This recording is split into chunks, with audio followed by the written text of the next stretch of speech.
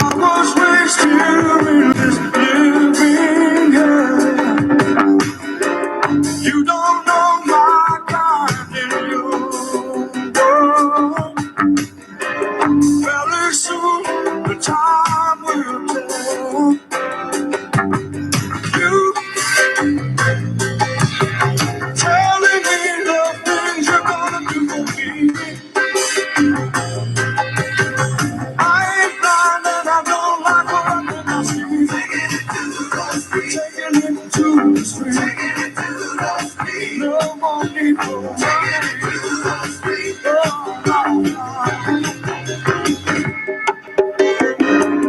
Take this message to my brother. You will find him everywhere. Wherever people live together. Tired of poverty's despair. Are you telling me the things you're gonna do for me? I ain't blind and I don't like what I think I see. Taking it to the street. No more living. Taking it to the street.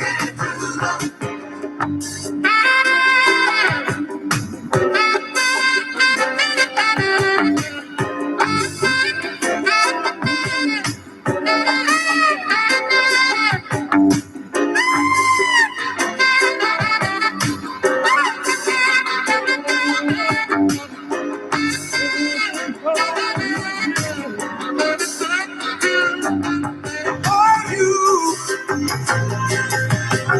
telling me the things you're gonna do for me? Yeah, I ain't blind and I don't like what I think I see. Taking it to the street. No more need for money. Yeah, yeah. Taking it to the street. We're discussing further.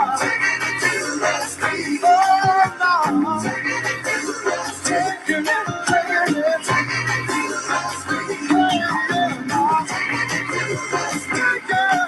To the street. No more need for money. No more need for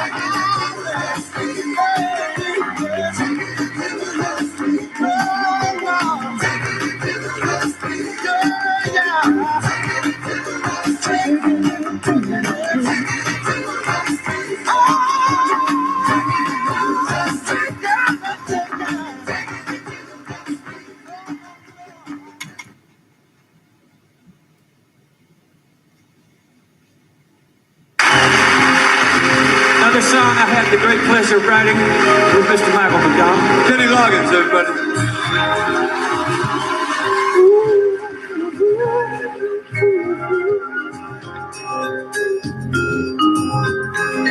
There have been times in my life I've been wondering why. Still somehow I believe we'd always survive. Now I'm not so sure you waiting here. Just what good reason to try. What more can I say? What's left to provide? You say, maybe it's over. Not if you don't want it to be. I'm gonna wait for a sign, a miracle. We'll stand up and fight, sing it out tonight. This is it. Yeah, make no mistake where you are. This is it. With your back's to the corner. This is it. Don't pay your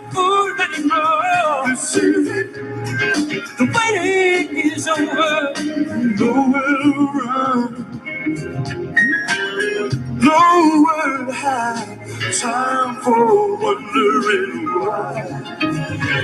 It's here, the moment is now, about to decide. Let them leave him behind, but keep me near your heart. And know, whatever I do, I'll be there by your side. You said, baby, it's over. Only if you want it to be. Oh, and say your love, here's your miracle. Stand up and fight. You said, make no mistake where you are. You're gonna know love. Until it's over and done. No one can tell you for you know.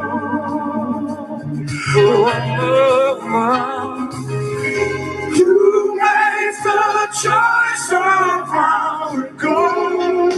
It's not up to me this time. You know, come today in their life instead. Make no mistake when you are. You're going over. Want to surrender. Wait for love. No one can tell what the future holds. Nobody can tell. Nobody knows. You make a choice. You may be on the choice in your life. No one can tell what the future. Nobody can tell what you know. Come on and see what the future holds. You make a choice. It's up to you and you and you and you and you and you. Yes, Kenny Loggins, everybody. Kenny Loggins. Thank you. I love you, Mike.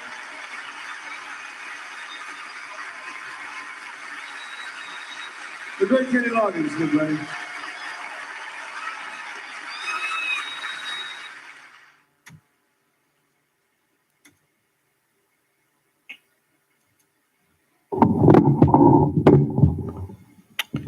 In the name of Allah, the beneficent, the most merciful, the truthful, and the most just. I greet all of you once again with the greeting words of peace.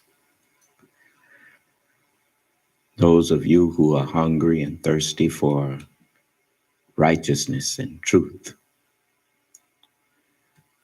I greet all of you.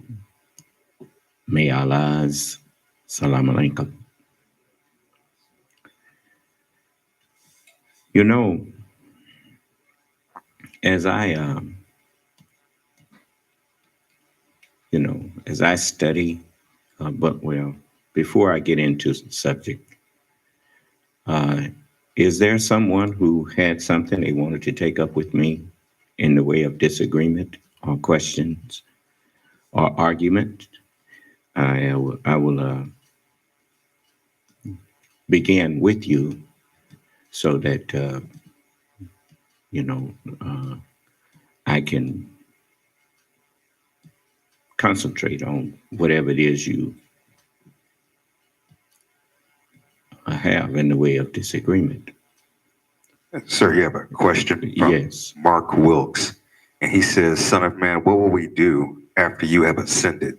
Who's going to give us truth and life?" You are ascending with me. And when you say ascending, every time I'm, I think you're using the wrong word for after. You're talking about after I'm dead, but that's not ascending. That's passing. But passing from a living state to a this form when it, if and when, because Allah said something to me that I'm still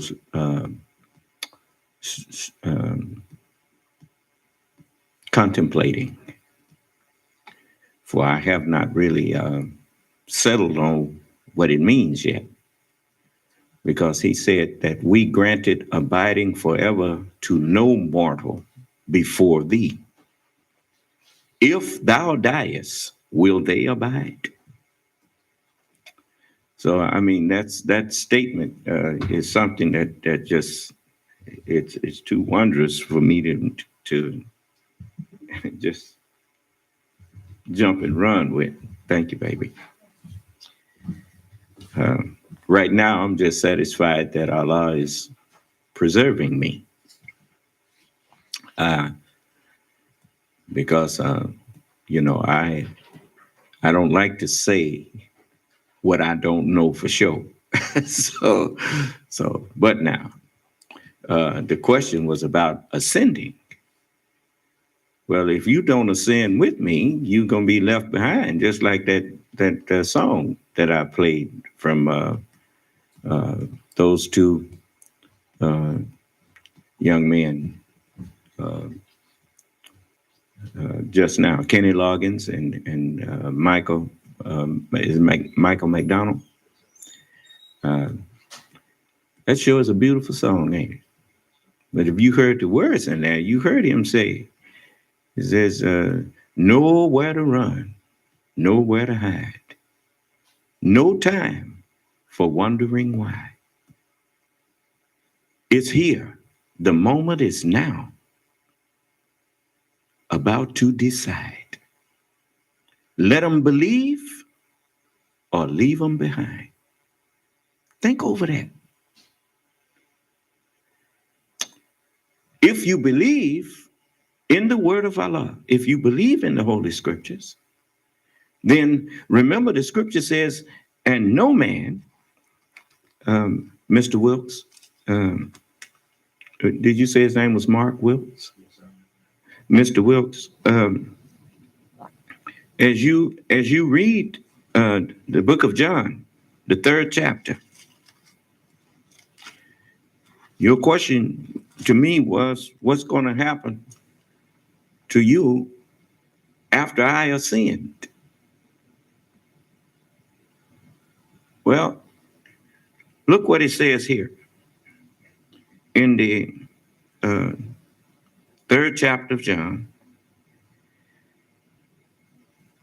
and the 13th verse. And no man hath ascended up to heaven, but he that came down from heaven, even the Son of Man, which is in heaven. Remember in Revelation, it says that the woman, which represented the said Nation of Islam and the Honorable Elijah Muhammad, the woman before her travail, before she travailed, she gave birth to a man who humbled himself as a child, a man child, and her child was caught up to God and to his throne. So when you look at Jesus telling you that the Son of Man is the Lord of the Sabbath day, then it says the Lord himself shall descend from heaven. You read that the baby was caught up to heaven. Now the man is coming down from heaven. I'm coming down to your level of understanding to bring you up to my level of understanding. Do you understand? You are ascending now. We which remain shall be caught up to meet them or meet the Lord when he's on the air, in the air. Do you understand? Don't pay no attention to all them people that don't believe. You got people that's actually walking around here, they've lost their minds. And I told you that was coming. What have I told you was coming that you found out or found it to be a lie? What? I told you Donald Trump was intending on destroying your government, and he almost did away with your government. He put judges in there that is, I don't know if this judge that just let these people out on their own recognizance or whatever after they committed insurrection. But you got a lot of cleaning up, house cleaning to do. You have treasonous people all through your government now. The FBI going around arresting a lot of them now. But you got to back up the FBI. You can't just expect them to do it alone. They can go and get them, but you got to back them up.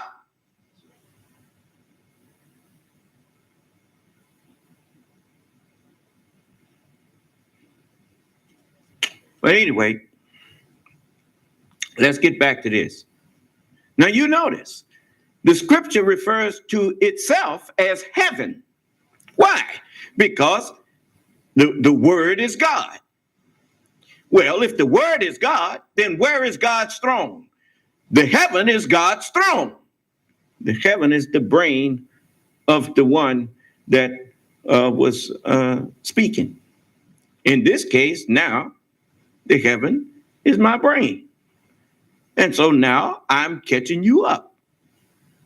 I'm helping you to ascend into heaven where I am. I'm bringing your mind to a state of consciousness that my mind is on. Do you understand? Now, if you don't understand, if you're not keeping up, you stop me and say, wait a minute, son of man, go back and go over that again. I don't mind going over it again because I have to do that. That's the nature of teaching. It's a repetitious process. You don't learn it from hearing it once. You learn from hearing it and studying it over and over. So the question was, what's going to happen to you all after I ascend? Well, you better hope you have been ascending with me. What happens to people who drop out of school? Well, you went to school with some people that didn't finish school. They dropped out. You kept in there. Well, what happened? You ascended in knowledge and understanding, and they was left behind. Huh? So now repeat his question and let me make sure I answered it. He says, Son of man, what will we do after you have ascended? Who's going to give us truth and life? I'm giving you truth and life now. Which brings me to this other verse in the scripture that will help you to understand that even better. In the 6th chapter of the book of John, it says,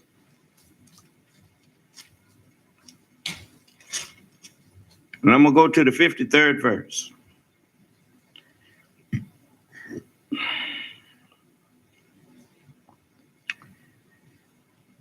Well, it says, then Jesus said unto them, verily, verily, I say unto you, except you eat the flesh of the Son of Man and drink his blood, you have no life in you.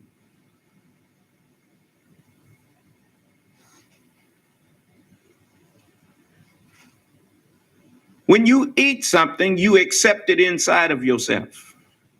It's a whole lot of people sitting out there, black and white, that's having a hell of a time accepting me being black as being the Lord. Now, let me help you out a little bit. When you look at the justices of the Supreme Court in their photos in their group photos. What do they all have in common? They have on black robes. Huh? I know. Now, that is the white man's way of telling you that when he put his highest court up, even in most of the courts, the lower courts even, judges used to come in there. I don't know whether they do it now or not. Well, when they used to sit up on that bench, they put on a black robe. Huh?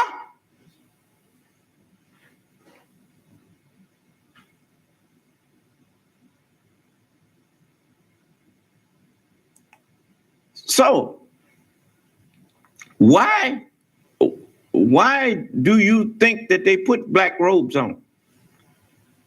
That's to remind themselves and you that in the last days, the judge of the earth is going to be a black man. I beheld a black horse, and he that sat upon him had a pair of balances in his hand. I knew you. Huh? All right. Now, anybody that disagrees with me, I'm not like you. I'm not a bigot. I'm not.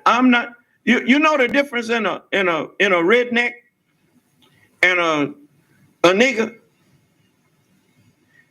is when the redneck get upset. You notice when blood rushed to his head and that kind of thing, his neck turned darker red because you can see the blood, the red color through his neck. Ours get darker. Black people, that's niggers. They blood stop right there and they get black neck. You see, get darker. As the messenger said, when our deeds are evil, we turn dark. We look unusually dark. Not black, we turn dark. Do you understand? So that's because guilt is there, and also because of what we are thinking. So Allah makes our blood reflect our thoughts. So the body is put there. The body is used as the means of expression of the mind. The body is totally truthful. Huh? Even when people be talking sometime, be talking about they agree with something, they be shaking their head. And be, the body be saying, "Oh, he lying," he don't believe that. You understand? Man, body language is something. Huh? But anyway, excuse me for slurping.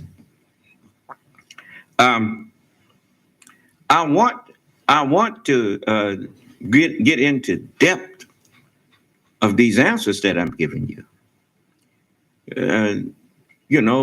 Who's going to give you life? I'm giving you life now.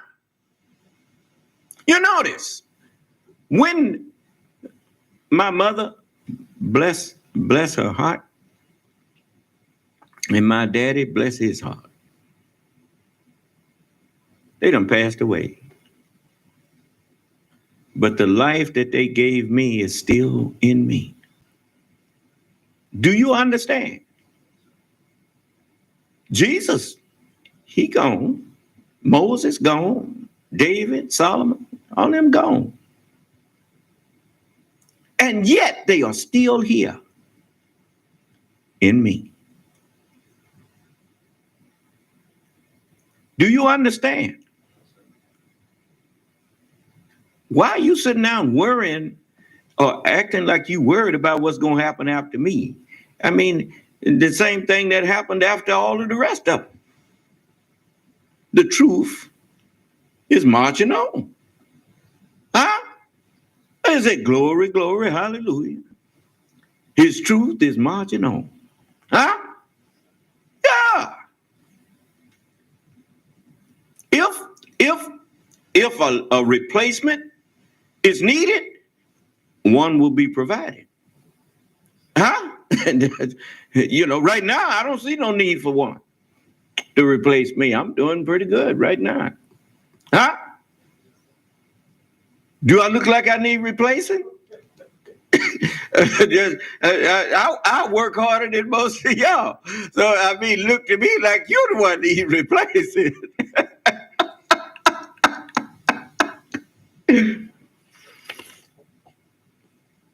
Anyway, I'm just joking at you. Don't. But anyway, now I want to clear up something for you. Now look what it said there. Except you eat the flesh of the Son of Man and drink his blood, you have no life in you. Now, brother, you remember I told you that a quote from Thomas Jefferson didn't mean what you thought it meant. When he said that the blood of patriots, the tree of liberty, he said the tree of liberty must be refreshed from time to time with the blood of patriots and tyrants. It is its natural manure.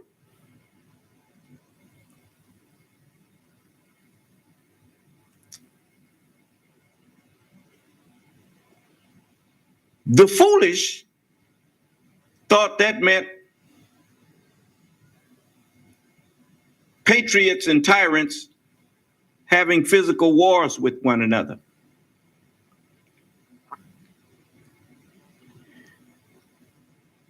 If the family tree of liberty, if a nation is a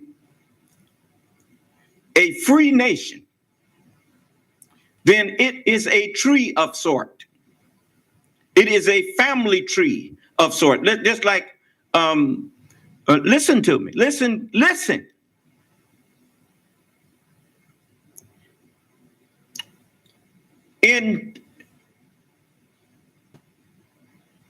In 1776, the United States became a free, independent nation.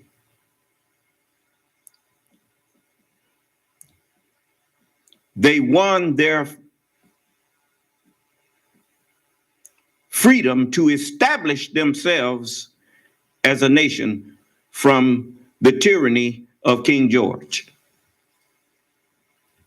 This is the history you taught me, so if I get it wrong, correct it. Because I'm only going from my memory, and I haven't I'm not no great student of American history. But it's certain things they taught us in July 4th, 1776 is the birthday of the United States. Now, if that ain't so, you can correct it. I ain't gonna get mad at you. I mean, this is just something that I was taught, and if I was taught wrong, you can tell me and correct whatever errors they gave us or gave me. Now, so this country, this United States became a tree of sort of liberty. Huh? Okay. You also taught me, and it was refreshed. I think they had a sign over Jonestown. Those who remember not the lessons of history are what? Are doomed to repeat it. Now, I'm trying to show you how knowledge in my head functions differently from what's in yours. I use all of the knowledge that I have in my head because Allah has guided me to be able to put it together, and it produces light of understanding, like the interaction of the atoms or the molecules, which are composed of atoms in the sun. The way they react with each other, it produces fire and light. And the way that the knowledge that I learned in grade school and the knowledge that I learned in scriptural school, it interacts with each other and it produces light of understanding. There can be no light without fire. So it goes without saying that it produces fire and light. Do you understand? And so that's one of the reasons I'm called Son of Man. As the messenger said, the Son did not make us. We made the Son. And he was talking about me. They made me. They called me into existence. Just like this, the diplomas or the degrees that the diplomas that you got from high school, that high school diploma, the staff and the teachers and the staff of those elementary, junior high, and high school, they made you what you are. They made you that graduate. You didn't make them. Huh? You know, they were your tutors, and they tutored you all the way up to where they could give you that degree and declare you a qualified high school graduate. They tutored you all through them 4 years of that university or college, and they issued you a degree, and they made you a doctor. They made you a lawyer. They made you what you are. Huh? In that sense. But as I'm standing up here remembering what Thomas Jefferson said, I put it with what Jesus said. Except you eat the flesh of the Son of Man and drink his blood, you have no life in you. Huh? Okay. Thomas Jefferson said, the tree of liberty, this free nation, this nation that has as its mascot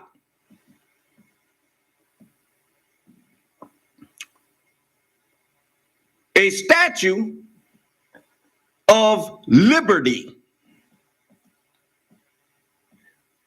that was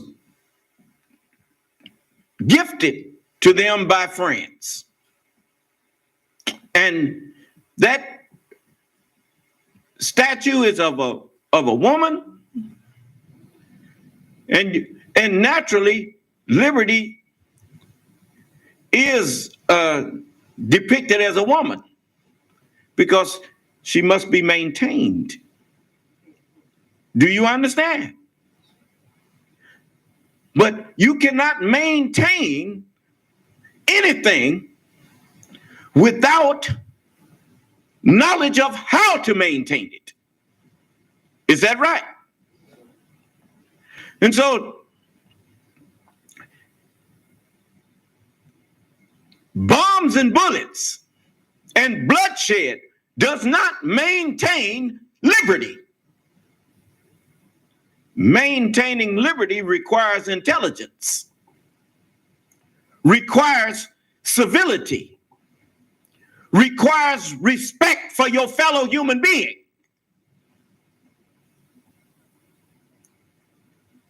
So the tree of liberty must be maintained by the knowledge of patriots and the knowledge of tyrants. And when you have a knowledge of both, then you can refrain and restrain yourself from becoming a tyrant, because you chose to be a patriot. That even though, just like that Sikh temple, they got attacked up there, and an officer that he wasn't no Sikh. He didn't even believe in that. But he wasn't just an officer, he was a patriot. He was a patriot in the true sense of the word, that the Constitution that he swore to uphold and defend guaranteed them, those Sikh believers, the right to peacefully practice their religion. And with his life, he went up and defended them.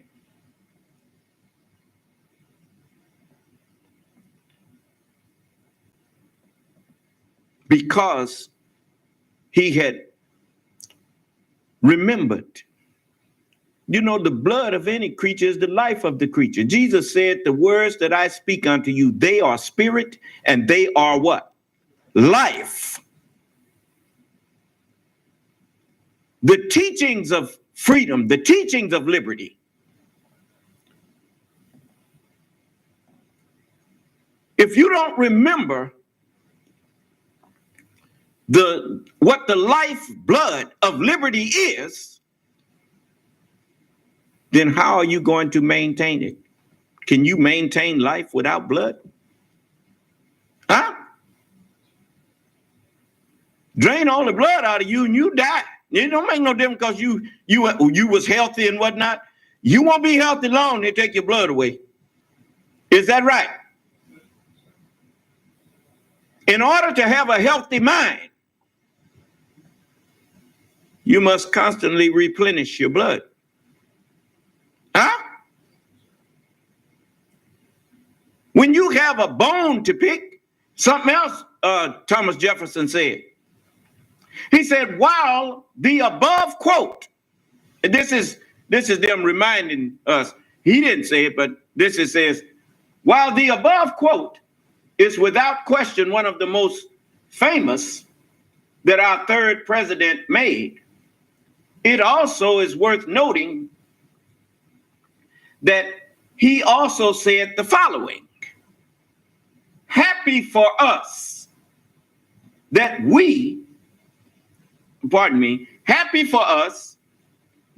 we find our constitutions defective and insufficient to secure the happiness of our people,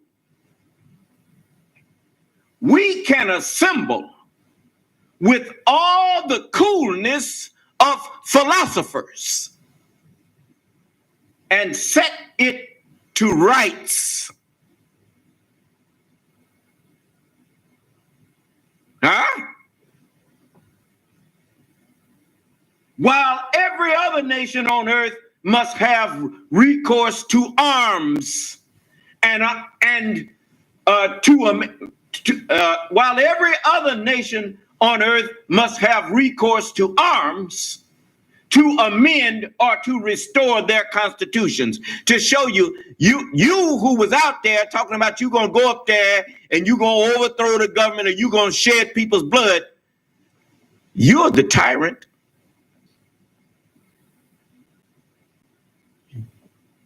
You're the traitor. I mean, even when I was in a youngster,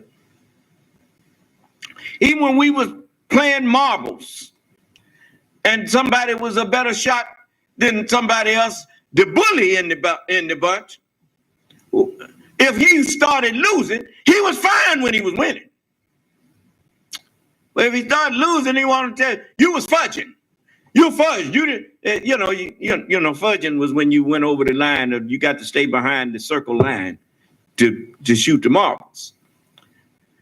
But he'd lie and say somebody was fudging when they wasn't. Huh?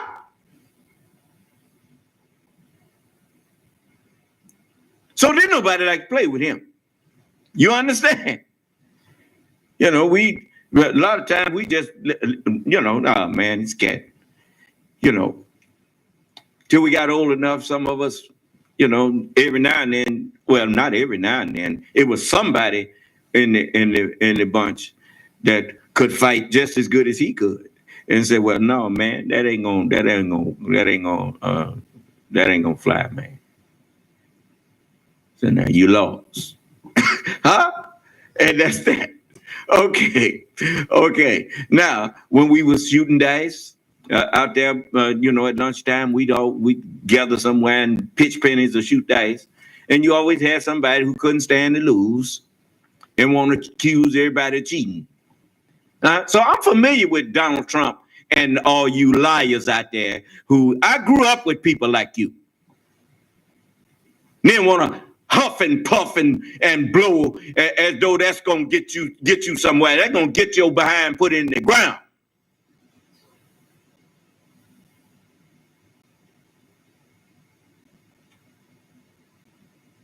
We used to call it selling wolf tickets. Huffing and blowing, they ain't going to get you nowhere here.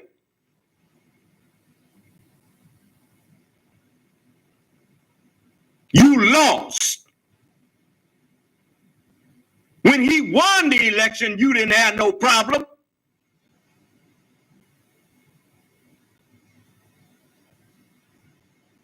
Then when other people, see what happened was they thought that, a lot of people was going to sit it out like Democrats did on Hillary Clinton.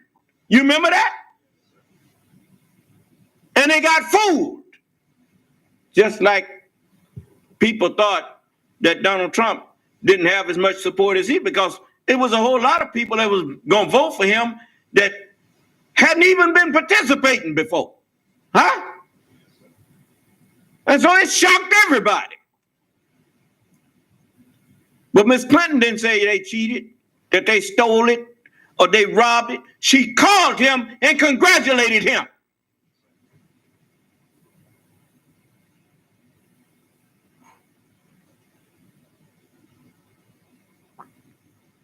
I mean, they got a history.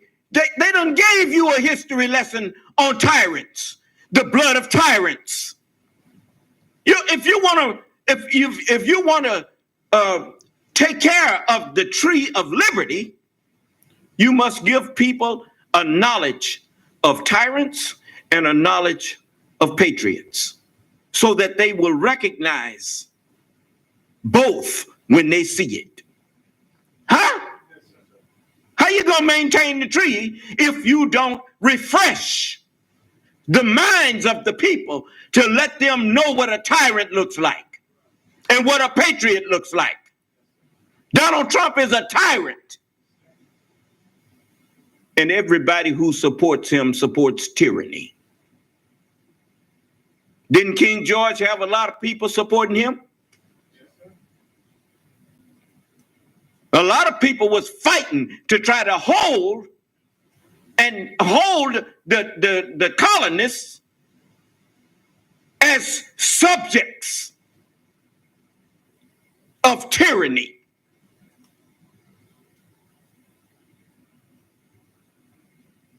And I think it was Paul Revere that made it famous. Give me liberty or what? Patrick Henry knew something about patriotism, and he knew something about tyranny. And he chose patriotism.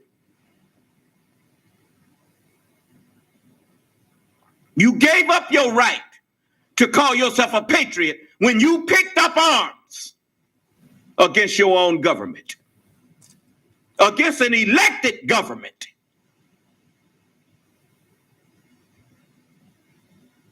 You claim that you believe that the election was stolen. And when someone gives you an opportunity to give some facts that proves your belief, you bring none. Then you have no right to believe it.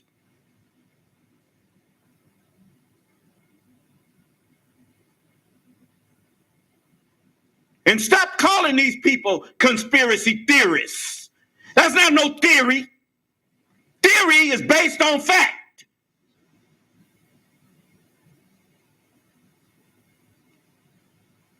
It's just not enough facts. It's like a puzzle. You got pieces, and you may say, well, I don't know what it's going to turn out to be, but I got these two pieces here. But let me see them. And they fit. So I'm looking for some more pieces because I believe that this is going to be something that we can go with. But when you ask a person, you believe this? Yeah, well, what based on what? You believe that based on what? I just believe it. No, that's a liar trying to hide the fact that he's a liar under a belief. Did you hear me? Yes, sir. Because if you don't have any kind of factual evidence that you can present to base that belief on, then you're lying. You are a deceiver.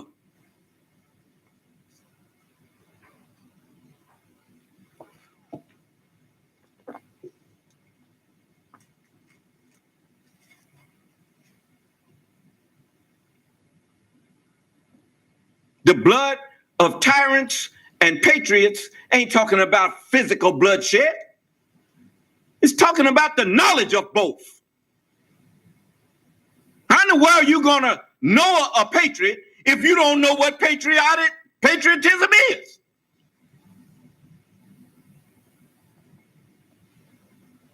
And how are you going to know a tyrant if you don't know what the works of a tyrant is? Tyrants always want to silence the press. You spend all this time talking about your right to bear arms, and you don't even have that right. The Second Amendment didn't mean you have the right to bear arms against the government. The Second Amendment starts off with this statement: a well-regulated militia is necessary not for the overthrow of the state, but to the security of the state. The state is the government. If there's no government, there is no state. There's just a mob or a group of individuals. You're not a state until you have a government.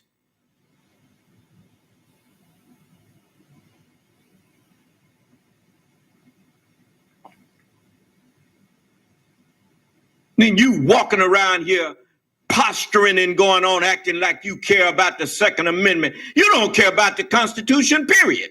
You just proved that.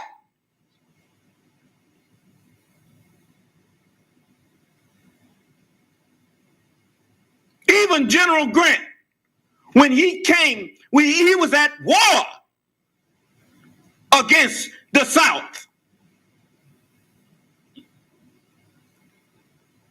got to Port Gibson, Mississippi, he looked at it and he told his son, it's too beautiful to burn. Don't you do it.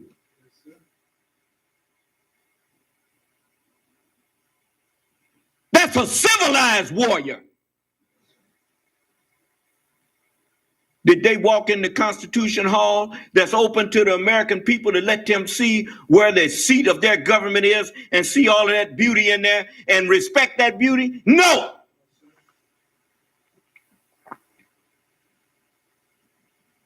Walked in there and defaced it.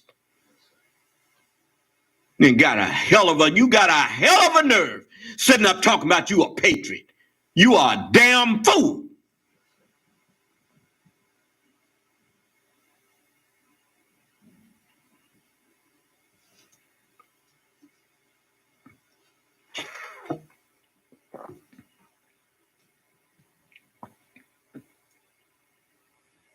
I would never have did nothing like that.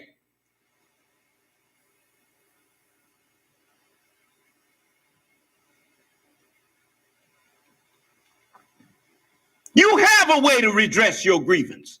The same thing that the Democrats did this last time. They went out and voted the people in office that they wanted and voted the one out of office that they were sick of.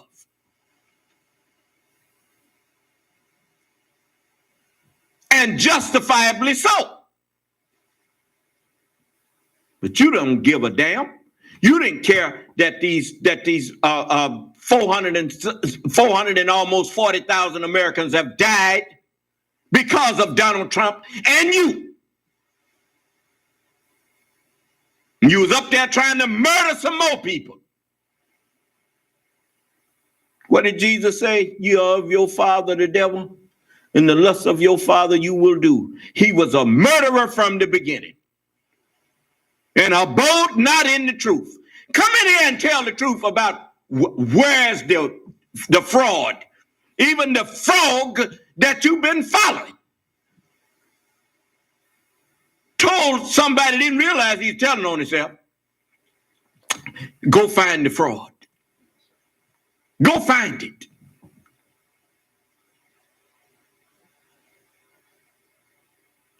And he was president at the time.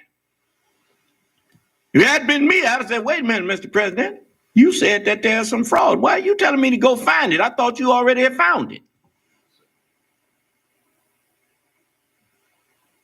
Then I guess he defied me, huh?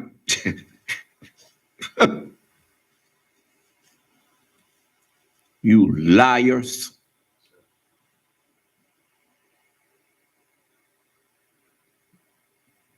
Look at you. Sitting up out there, call yourself mad. Mad about what? You can't even have a sincere anger because your anger is based on a lie.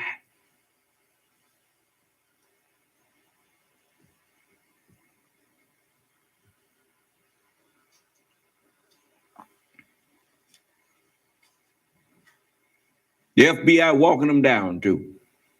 Huh? They find them and arresting they behinds. That's right. And as I said, I'm with them. Sure am.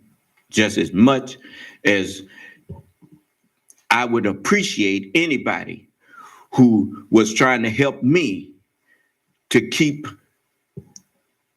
traitors and treasonous people from overthrowing my government.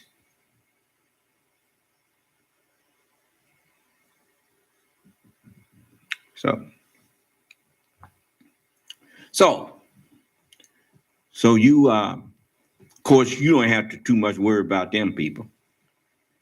Anytime a man chooses to put his faith in a lie, his struggle can't be nothing but weak. Huh? Hey, you know that they've been running around here talking about we're going to have a civil war. They didn't want no war. They didn't want no war. Because when the United States, they stayed home. I didn't hear you.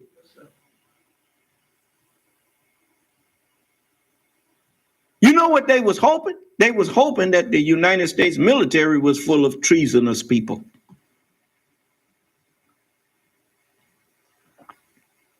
They was hoping that those who had took an oath to uphold and defend the Constitution was willing to abandon that and defend Trump, defend the tyrant. How you know he's a tyrant? Did Donald Trump do like me? Did he invite people to come in from anywhere, anytime, and put forth their arguments against him and stand his ground and give his reasons for what he was saying and doing? Or did anybody who disagreed with him, he told the crowd, there was a time when they'd have been carried out of here. Remember that? That's the way bullies and tyrants talk. And there ain't never such thing. There ain't never been a such thing as a brave tyrant. Tyrants are always cowards.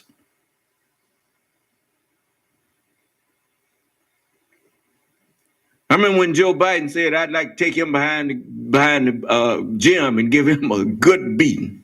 You remember that? That's not, he wasn't joking. I know he wasn't joking.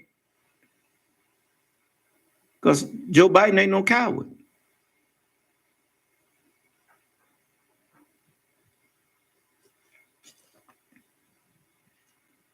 You know, you remember when Joe Biden said he loved John McCain? John McCain was a Republican. Joe Biden a Democrat. But him and John McCain loved one another.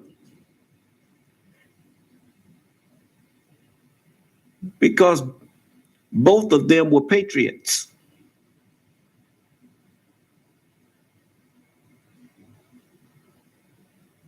And both of them, their patriotism made them love their country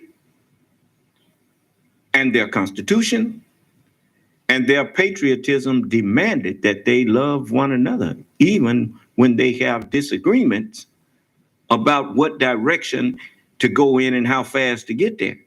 Huh?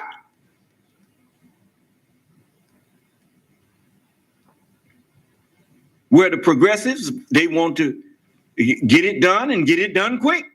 Huh? The moderates said, all things in my, no,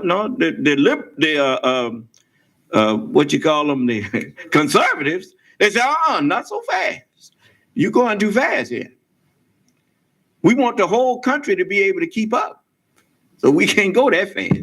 Now we got to be moderate here. Let's do this in moderation. Okay? Now I agree that it need to be done, but what is the point of trying to do it if it's going to split the country?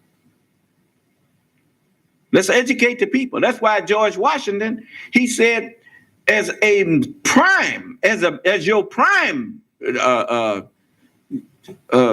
point of interest, you should promote institutions for the diffusion of knowledge. It's hard for people to go along with something that they can't understand. And the duty of leadership is not to go along with what the majority of the people want. The duty of leadership is to enlighten the majority so that the majority will understand that maybe something they wanted is not right. To lead means to take others your way, not to see what way they going and jump in the front of the line and say, I'm with you. That's not leading. That's following the crowd.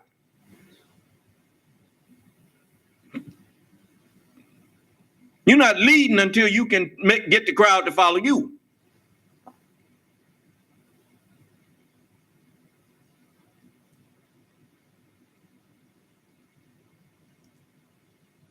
Donald Trump ain't never led nothing in his life. A coward ain't never no leader.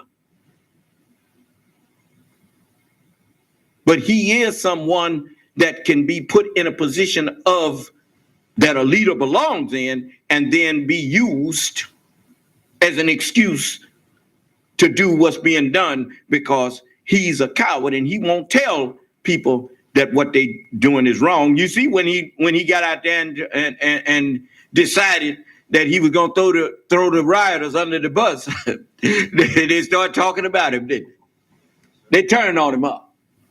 Some of them did. You never should have been out there following him or pretending to be following him. But he is cowardly behind.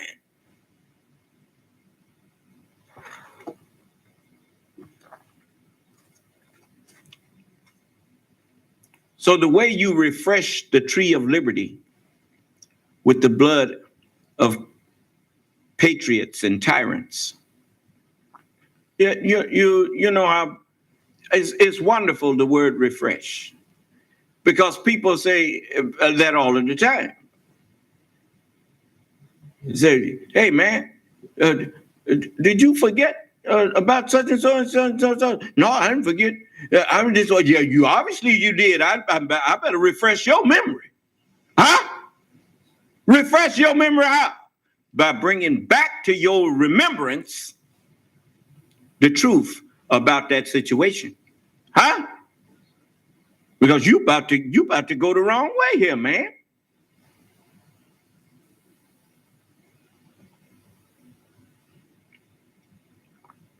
So you refresh your knowledge of patriotism. You refresh your knowledge of tyranny so that the tree of liberty can be maintained. Do you understand? When liberty and tyranny becomes a blurred line with you, like it has obviously done, you better go back and read up on patriotism and tyranny and see whose actions has been the actions of patriots and whose actions has been the actions of people who uphold tyranny. See, you cannot claim that you want a president. You didn't want Donald Trump to be president. You want a king. Because if you declare that because your man lost, the election was a fraud, and you install your man, what did you think the people that had cast their votes for Joseph Biden was going to do? Accept Donald Trump again? Because you decided you was going to install him in there and throw away their election? No, you became an enemy to this democratic republic.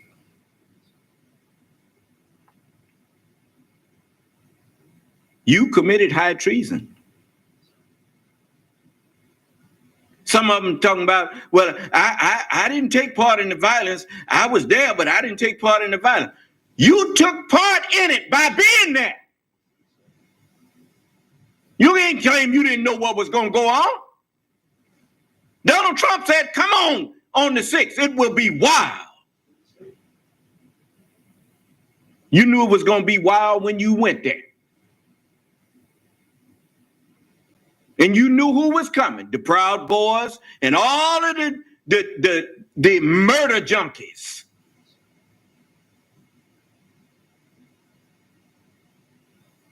Notice, I didn't say all of the fighters, the freedom fighters. No, they murder junkies. They came there armed, knowing that the people in Congress would be unarmed and had been told, don't worry about the police there because there ain't nothing gonna be there to help them against you. Oh, don't think that was set up by the chief coward and his henchmen. Remember, he put all them people in positions, took somebody who didn't know nothing about nothing and put him over the Pentagon? Huh? This was all before the 20th of January. I mean, before the 6th. He did all of that.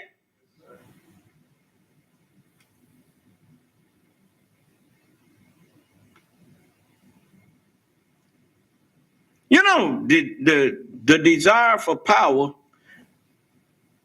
you've heard the term, he was drunk with power? Huh? You know, the desire for power can make you drunk, can make you do things that just don't make no sense. Look at Ted Cruz. Ted Cruz knew good and well that Texas ain't got no authority over Pennsylvania. I tell you, every state has its own state government that if you have a problem with something that go on in that state, running to Texas about something happening in Pennsylvania ain't gonna help you. Huh? I don't even have to be a lawyer to know that.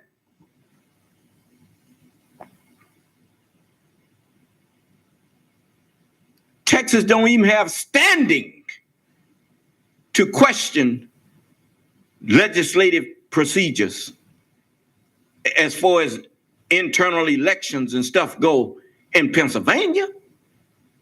You take that up with the Pennsylvania Supreme Court.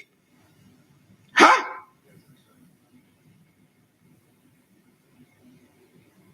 Ted Cruz knew that.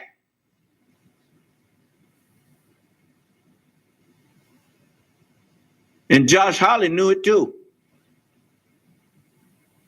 And all them other sycophants up there, all them other treasonous people up there that call themselves Republicans, which I told you they wasn't true Republicans. You see true Republicans leaving that party every day.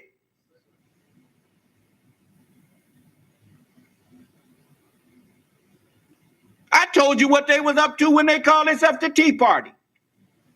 I reminded you, remember what the Tea Party was about? They dressed up like Indians, but they wasn't Indians. These Tea Party dressed up like Republicans, but they're not Republicans. They're anarchists that's trying to get your government to implode. Well, why? I'll tell you what. You remember John McCain came in there? John McCain would have voted to overturn the Affordable Care Act. Why didn't he?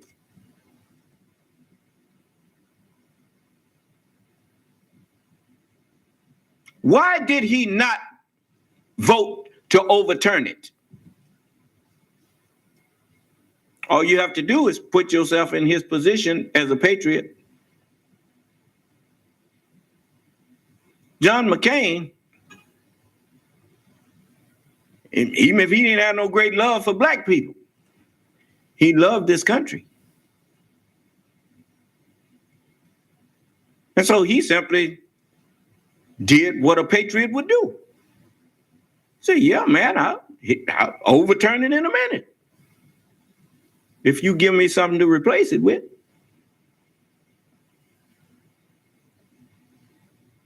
But telling me to overturn it because the president that was president when it got, President Obama ain't the first one that wanted health care for all Americans. Presidents before him wanted to do that and couldn't get it done. So he got it done. He got it started. Now you want me to overturn it because his skin was black. And you ain't got nothing to replace it with. And you want me to help you do that to the American people? Hell no. And so he put thumbs down on it.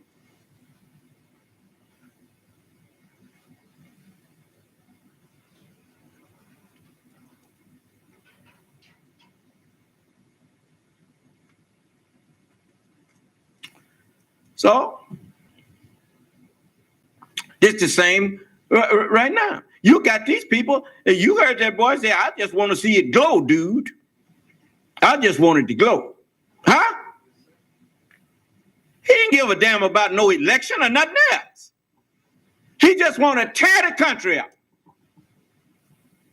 He has to replace it with what? No, they ain't got to replace it. Ain't got to replace it. Just tear it down. Huh?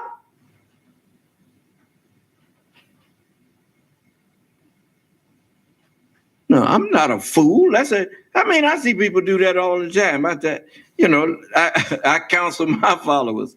They say, this man ain't treat me right on his job here. I'm getting sick of it. I'm gonna quit. I say, yeah, you gonna quit? You got another job lined up?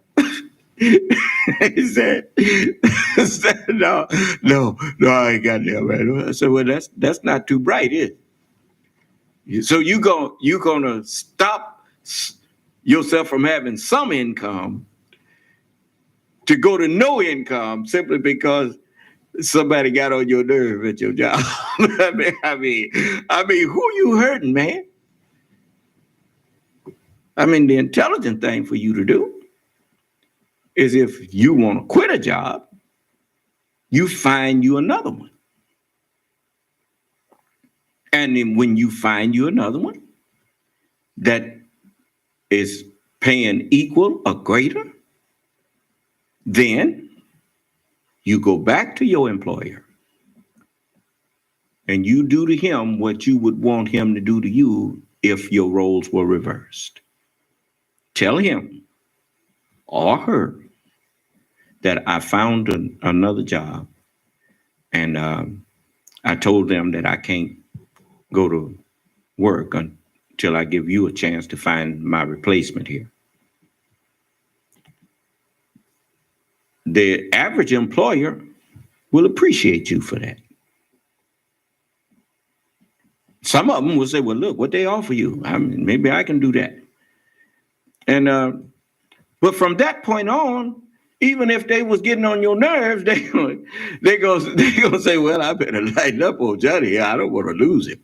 And he'll give you what you want, and then the situation will change at that job because they know you will.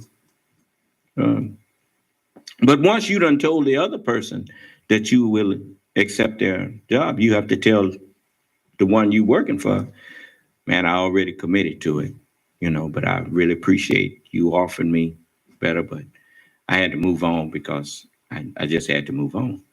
But I'm not going to just walk out on you. So I'll give you time to find somebody else.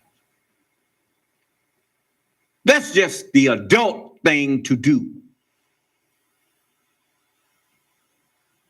And understand something. When I say adult, I mean mature. And when I say mature, I mean upright. Because anything other than upright is not man and not woman. You hear me? Okay. Set your face for religion being upright. The nature made by Allah in which he has created, taught men and women. Do you understand? Okay. So, if you have a better healthcare plan than the Affordable Care Act that they've nicknamed Obamacare, well, then implement it.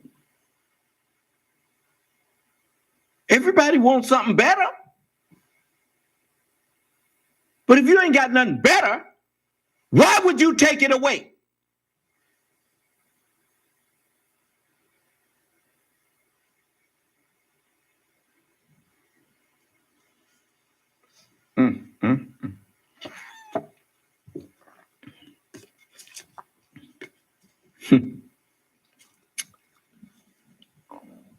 Praise be to Allah. He sure know how to give you something to shut people's mouth.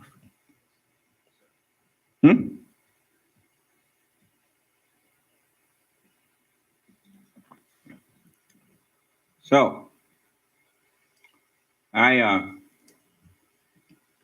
so next time you notice these bloodthirsty people, they thought Thomas Jefferson was talking about shedding each other's blood.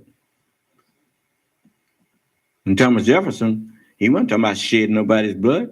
Didn't you hear him say that he sat down in Philosophers? He says, happy for us that when we find our constitutions defective and insufficient to secure the happiness of our people, we can assemble with all the coolness of philosophers,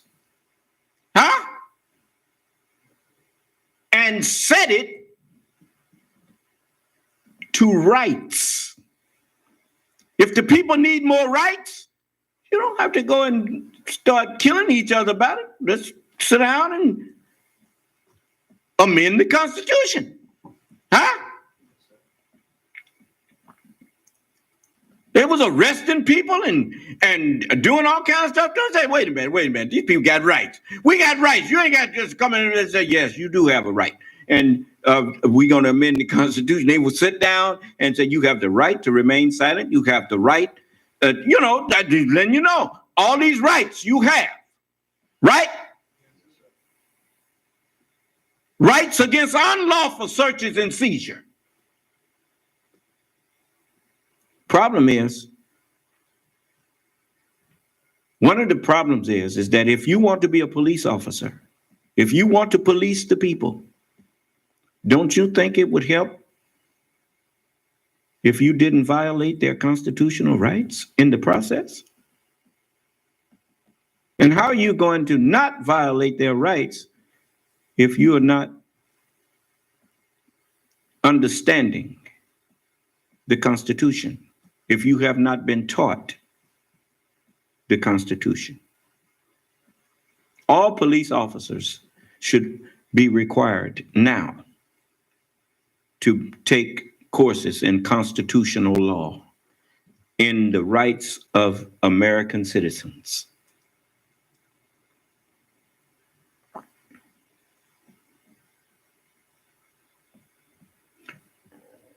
And that way, during your policing, not to violate their rights.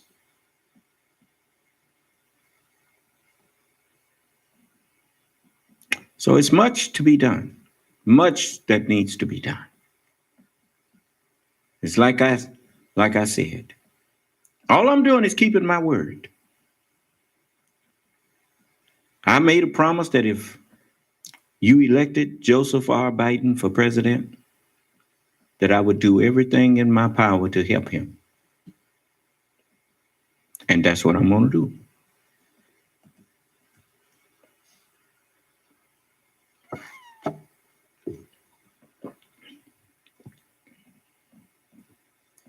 I'm not, you won't hear me standing up here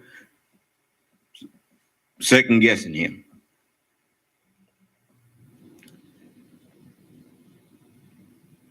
I will do just like every other patriotic citizen. I voted for him because I trust that he will do what is right and in the best interest of this nation. So I know that I may not understand everything that he does, but I know this. He's not going to do anything that on purpose that would hurt this country. And that's all I'm concerned about. And he's not a stranger to the rest of the world. All of the current leaders of other nations are familiar with Joseph R. Biden.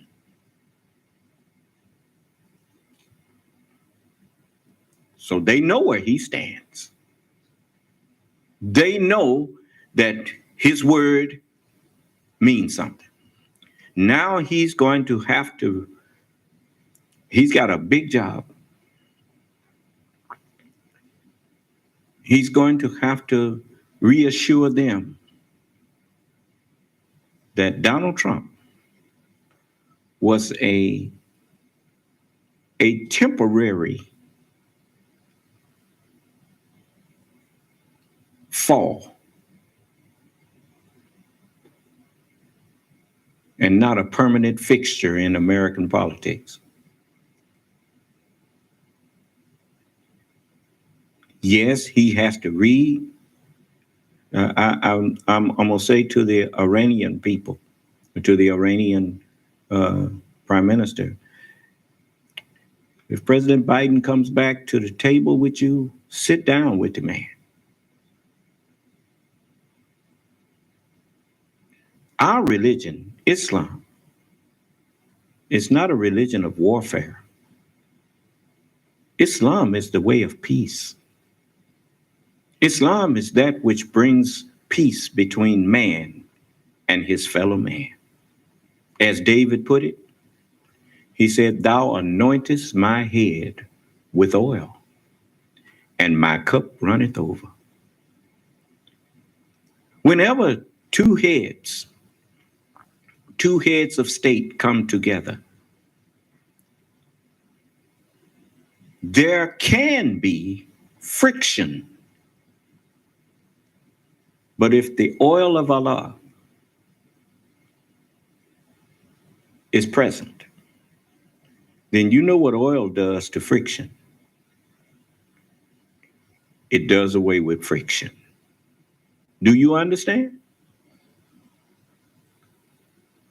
So I proved that when me and Mr. Thomas Robb was conversing with one another. Once he realized that I wasn't afraid of him and that I wasn't coming to him and talking to him out of fear. I was talking to him like a man talks to another man. And I gave him his respect. And when he found out that he wasn't talking to a child, he showed me respect. So oil was between us. And so the friction was gone. We had two pretty much pleasant conversations with each other. Huh? And so even the young man down there that was want to burn up the Holy Qurans, I told him, they're yours, burn them. If you want to burn them, just don't come try to get mine and burn it, But if I was a book printer, if I was one who printed Holy Qurans, I'd said, look, Mr. What was his name? Terry Jones, Mr. Jones. I got a stockpile of them, and you want me to send them to you? And it costs you such and such. I'd have printed as many as he wanted to burn. Do you understand? And what is that to you? You do to other people, you burning the American flag. Okay, you burn the American flag, and you do it all on TV and stuff, and you know that some American people, they take that as an affront, and that's why you did it. Okay, so then they say, well, I'm gonna burn your Qurans, and they start burning Qurans, and then you get mad. As though what? You can't burn what the flag represents. You can't burn what the Holy Quran represents. All you doing is burning a symbol.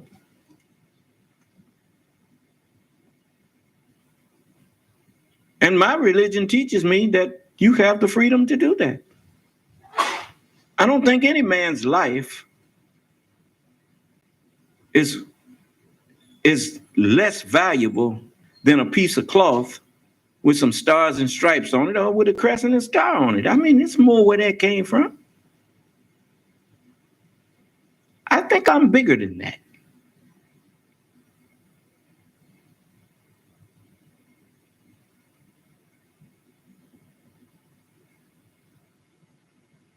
I was thinking about the American Supreme Court. When the Supreme Court ruled that freedom of speech covers burning the American flag if a person is doing that as a protest or whatnot. And if they want to go buy a flag and set it on fire to make a statement, they have that right. All of that moving more towards unity, a more perfect union. It's to let people know, hey, man,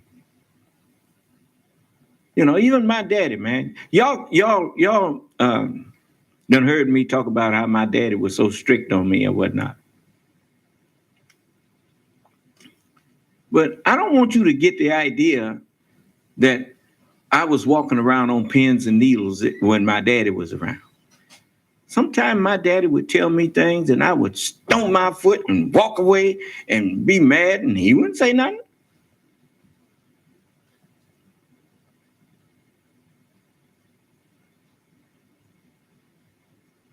It's just that there were certain things he gave me the freedom on. And there's certain things that when he told me to do them, if I stomped my foot, he said, come here, boy. And he get in and he said, come here. I'm going to teach you to stomp your foot when I tell you what to do. And he put some on my behind. So I knew when I could stomp my foot and when I couldn't. Do you understand? I mean, I couldn't run over him. He loved me, but it wasn't unconditional. You hear these people talking about unconditional love. There ain't no such thing as unconditional love. Stop lying.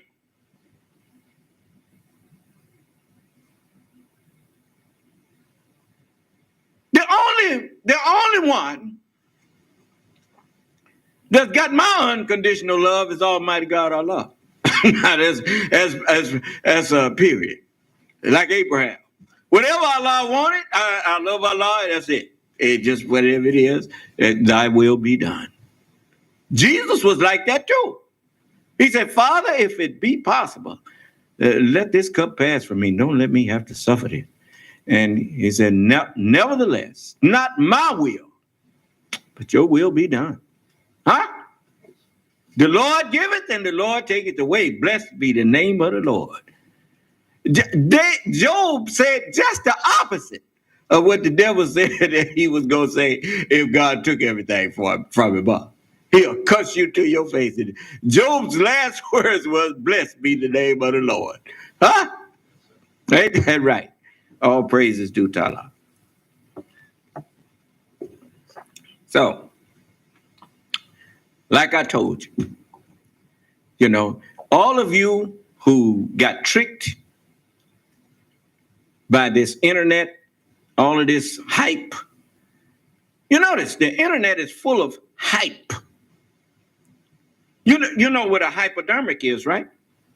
A hypodermic needle is designed to pierce your skin, pierce your arm, so that what's in it can be injected directly into your bloodstream. Is that right? Okay. When people, they have some of the rappers used to say, don't believe the hype. Am I giving you hype now? Tell me, do you think I'm giving you hype? Or am I appealing to your sense of reason? Whenever a person tells you things and offers you no proofs of what they are saying and don't give you a chance to question them, that's hype that you are getting. Do you understand? There are exceptions. But to make sure that it's just like a president. When he stands up and speaks, they call it a bully pulpit that he has. Meaning what? The president, He has so many things that he has to get done. When he stands up and speaks to the nation, it's not a time of long questions and answers and arguments back and forth between you and he. Do you understand? Because he is making decisions based on sensitive information that cannot be made public. Do you understand? It's just like as I was talking to one of my brothers and telling him that, I mean, look, how in the world can the intelligence community, the FBI, which is the security, which is responsible for the security of the United States internally, and the CIA, which is responsible for the security of the United States externally, but yet both have taken an oath to defend, to uphold and defend the Constitution of the United States against all enemies, foreign, that's outside of the country, and domestic, inside of the country. But notice, it says they take an oath to uphold and defend. If you are on defense, then that denotes that you are not the aggressor. Is that right? Okay. So by saying it like that, it's saying you're not supposed to be out there aggressing on people and doing to others what you don't want them doing to your country. Okay. Now, when the CIA comes across, now this is what I've understood it, how I've understood it to work.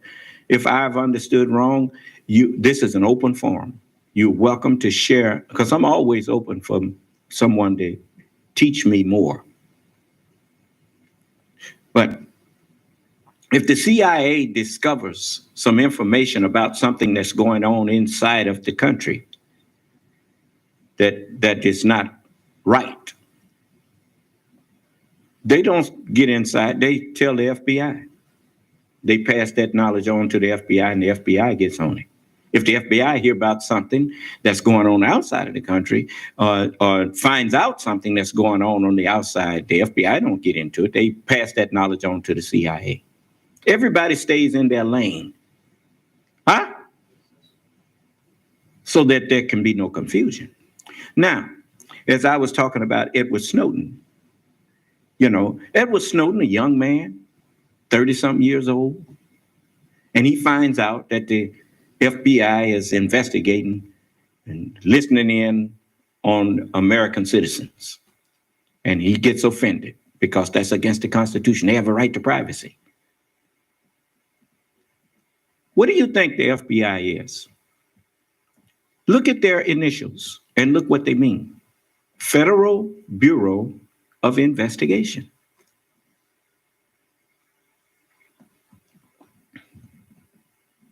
Is your privacy gone if the FBI investigates you?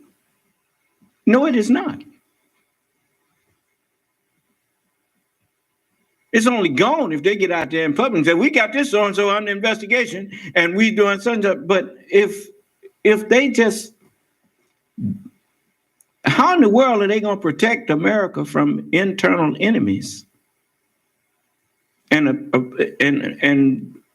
defend the Constitution against internal enemies if they cannot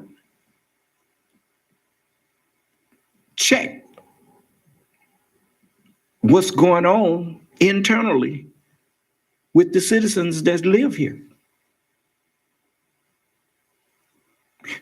Some of you all do things That's illegal. And you try to hide up under that right to privacy thing. You don't have the right to privacy to do wrong things.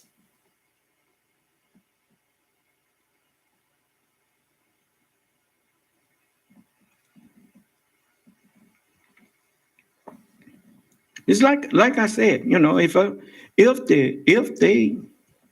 they investigate, that just means to look into. If you're not doing anything that is untoward, you will never know that they even investigated you.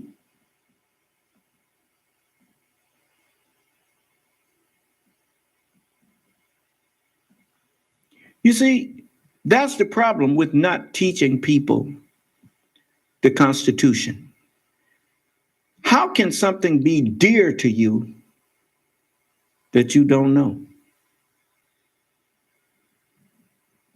Most of us walk around in this country all the time and we talk about the Constitution or whatnot, and most of it, we don't know nothing about what's in the Constitution because it wasn't taught to us in school. Now, why is that?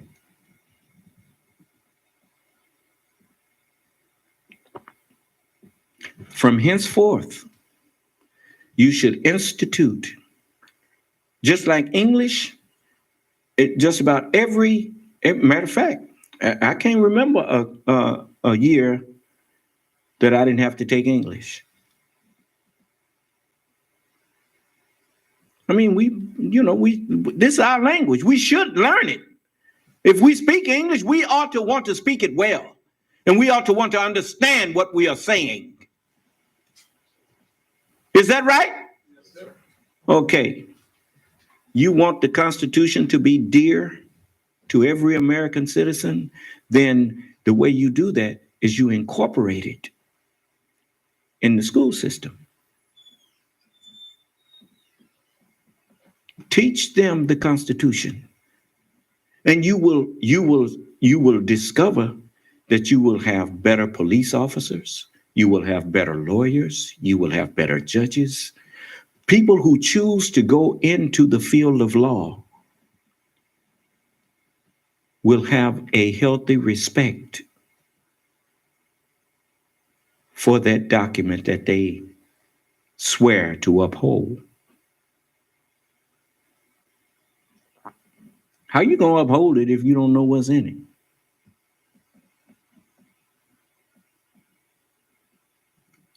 it? Did Donald Trump uphold the Constitution? Did he? Or did he become the enemy of it? The Constitution declares the freedom of speech and the freedom of the press in the First Amendment. Donald Trump declared that the press is the number one enemy of the American people.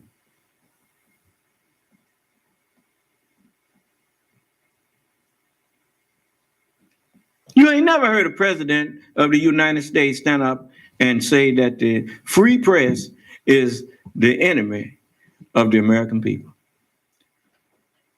Such respect for the press the founding fathers had was that they set in the White House a press corps.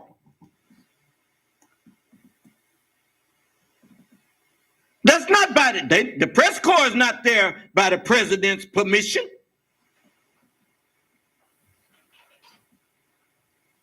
They are there that the people of the United States have a right to be briefed on what the people that they elected to work for them, they have a right to be briefed on what is being done by their elected government. Huh? But Donald Trump, he told you that the press is, they say they're fake news. He called them fake news. You ain't never heard a president refer to the press as being fake news when all they've been doing is telling you what he been doing. don't want nobody telling what he doing.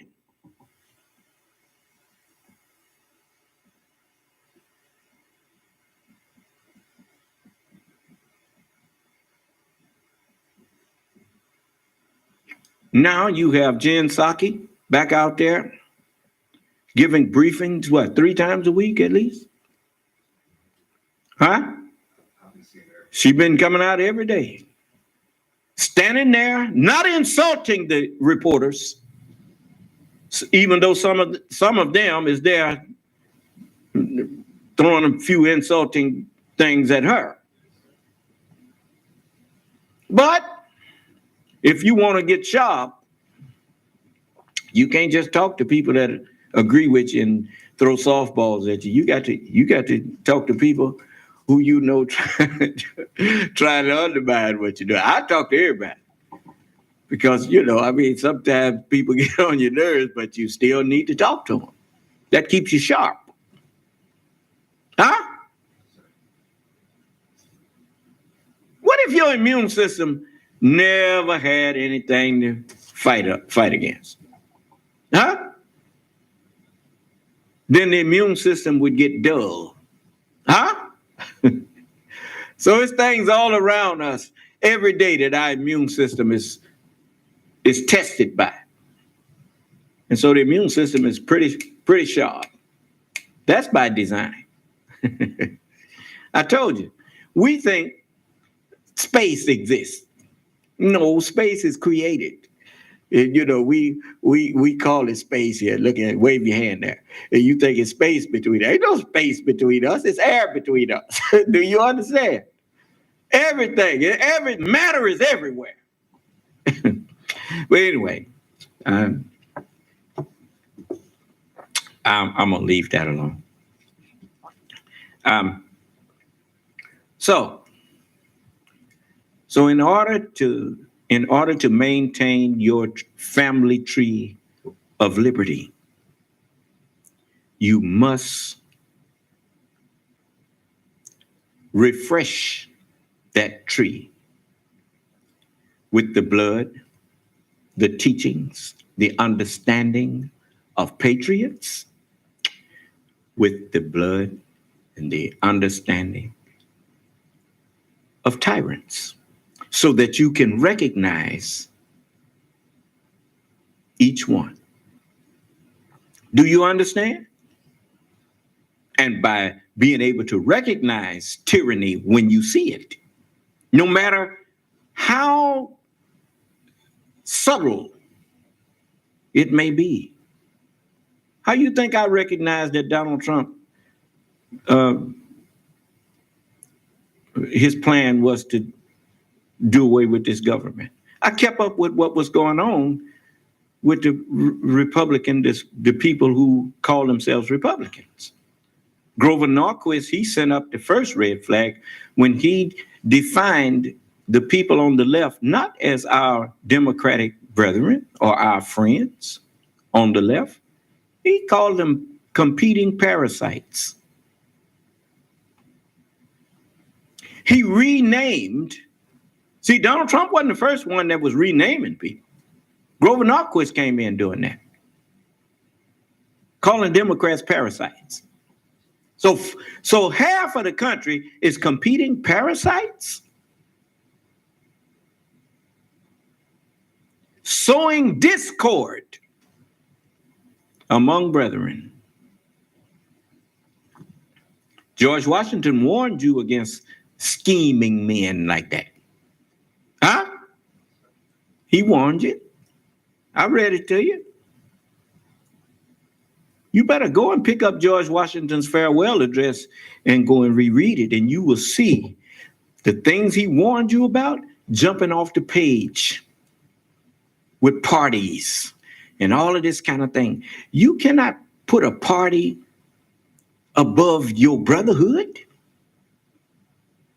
Any party that declares to you that someone who's not of your party is not an American, that party is trying to burn your house down. You better pay attention. So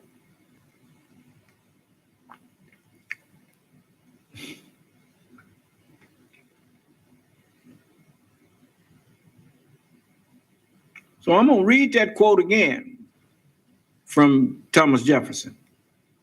The tree of liberty must be refreshed from time to time with the blood of patriots and tyrants. In other words, with the knowledge of what a patriot is and what a tyrant is. You must constantly refresh your memory on those things. Do you understand? The family tree of liberty. Yes.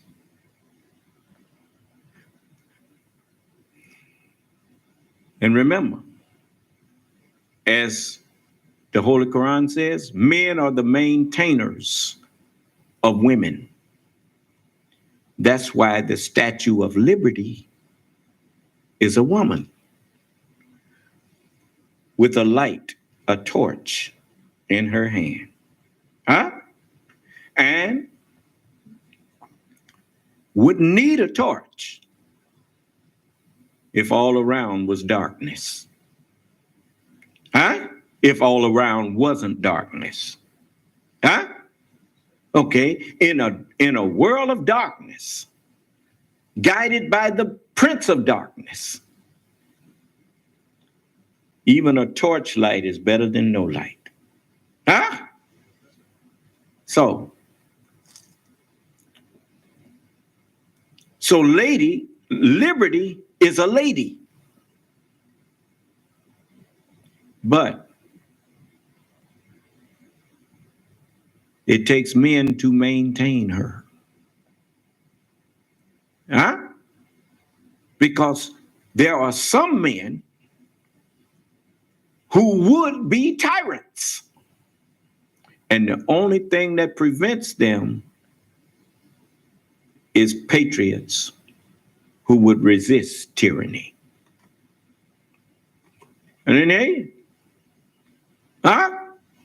You got these people sitting up there in Congress talking about, I voted, I didn't really want to vote that way, but I was scared they was going to do something to my family and do something to me. Hey, man, that ain't no excuse. That's a cop-out. How in the world you get to be a senator or a representative and you don't love your country?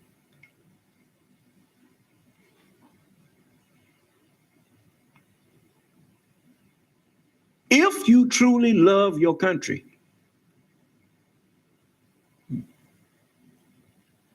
can't nobody frighten you into doing something that's is not in the best interest of your country. Perfect love casteth out fear. And for someone to think that they can punk you like that is an insult. I ain't scared somebody gonna call me up talking about what they gonna do to me.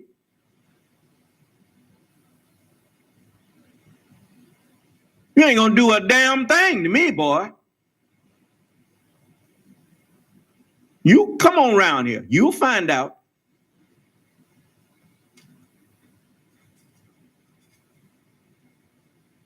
Bullies know who to pick on.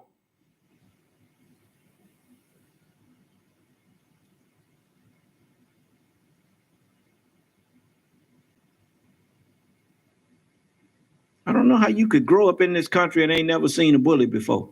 You ain't never seen a bully go pick a fight with somebody who could fight back. They go behind that one that when they look at him and he see him coming, hey, yeah, what is? Hey, you know he's scared.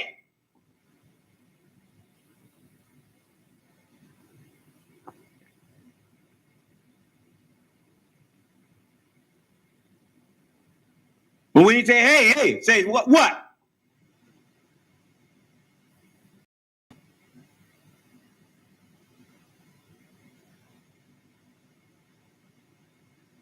He'll tell you, oh, I thought you was somebody else. Yeah, I know you did.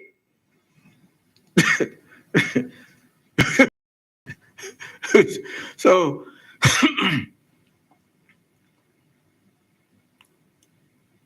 whenever I was fighting in defense of myself, I was angry. I wasn't scared.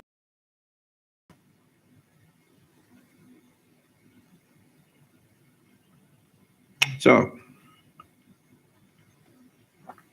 let me tell you, you just get in these classes, and as the messenger said, you are in a day of learning. We are in a day of learning. If you do not learn, you are left behind. Oh, yeah. You know what left behind means? It means you are stubble. That's what part of the grain is left after the harvest. They burn that. The day cometh that shall burn as an oven, and all that do wickedly, says all the proud and all that do wickedly shall be stubble. And the day that cometh shall burn them up, saith the Lord of hosts, that it shall leave them neither parents nor children, root or branch.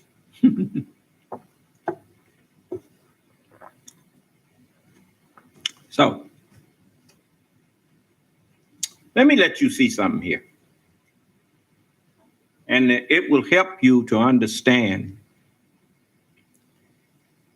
You know, I mean, it really reinforced what the Honorable Elijah Muhammad told me about, you know, like many people, they still got a sour taste in their mouth because they don't see me wanting to destroy white people and destroy their country and all of that kind of stuff. You know, you better go back and read the scriptures. It says the Son of Man came not to destroy men's lives, but to save them. But I want to show you something.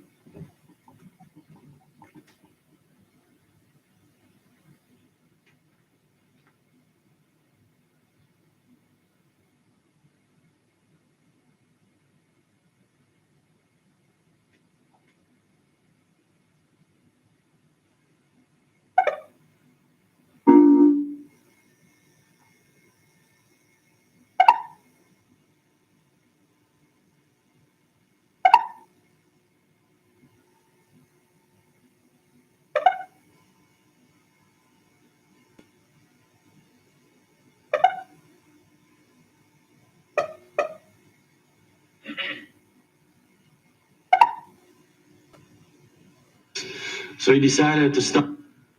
Now, as you listen to this narrator, his name is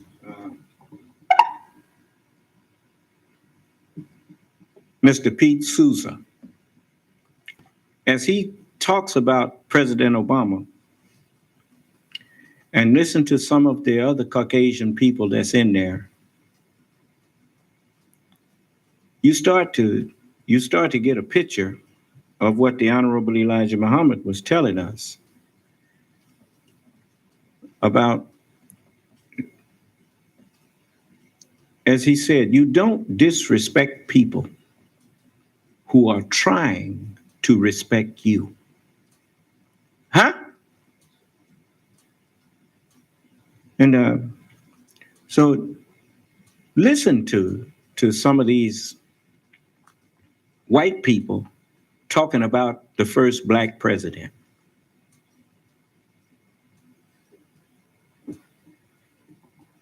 By the dress rehearsal in the afternoon before flying up to Newtown.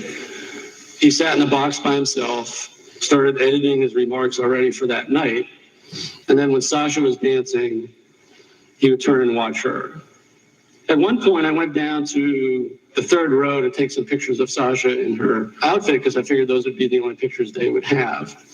When I was standing there, this one young dance troupe had filed out from backstage and sat in the row right in front of me, and there were about 20 or 25 little kids. I said, "How old are you guys?"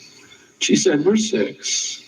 And I thought to myself, you know, this is what just got wiped out in Newtown, was this whole row. And I had to turn away and I started crying. We flew up to Connecticut, and he spent 2.5 hours meeting with the families. This is the Wheeler family, Francine and David.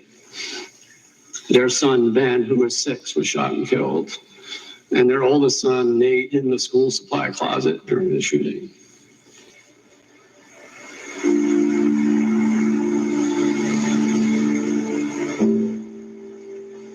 We learned that the president was coming. We waited for a long time because the president's people were trying to hurry him through the process. And he said, "No, I will take as long as it takes."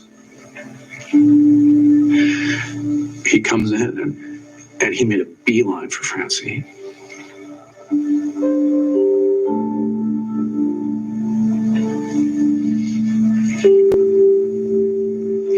And he just wrapped her up.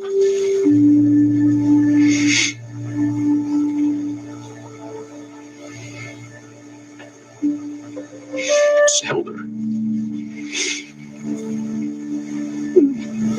Let her, sob into his lapel.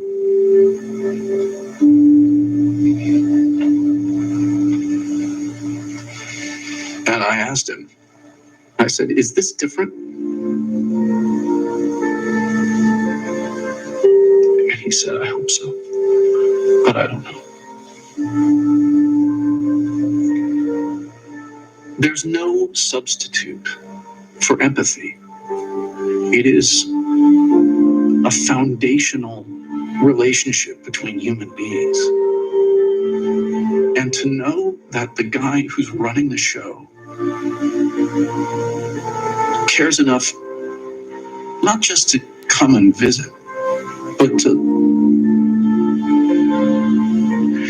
let you know that he cares about you, that he cared about your wife, that he cares about your 9-year-old kid.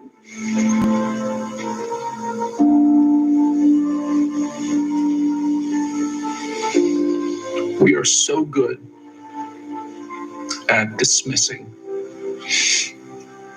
the people that we elect to serve us. We're so good at turning them into things that aren't people. And we have to be very careful about that. Because when you do that, then you get the elected officials that you deserve.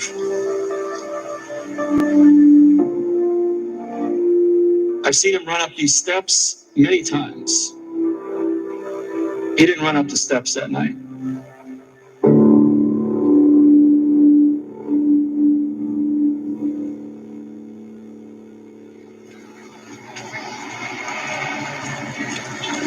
Whether it's Newtown or Aurora or any of these places, he was the only guy who was always in those rooms, And so you could sense his anger at what was going on around him. So can we go to the place I usually get the cherry tomatoes? Can I get one kale bunch? Yeah, thanks. Yep.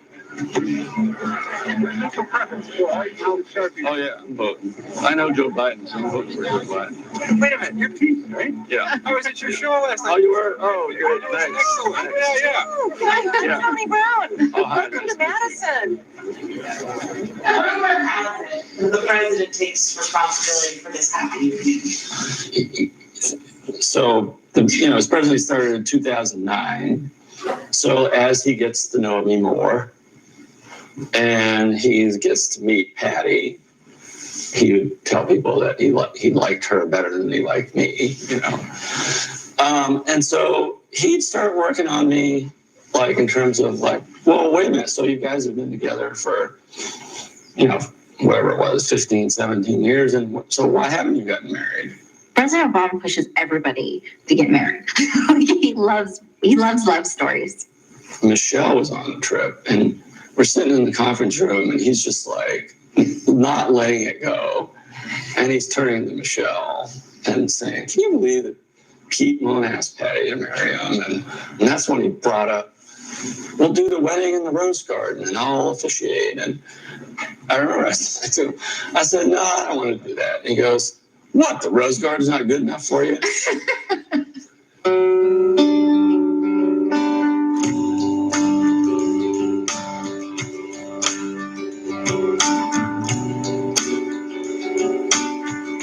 Come hold my hand, and I'll be your biggest fan.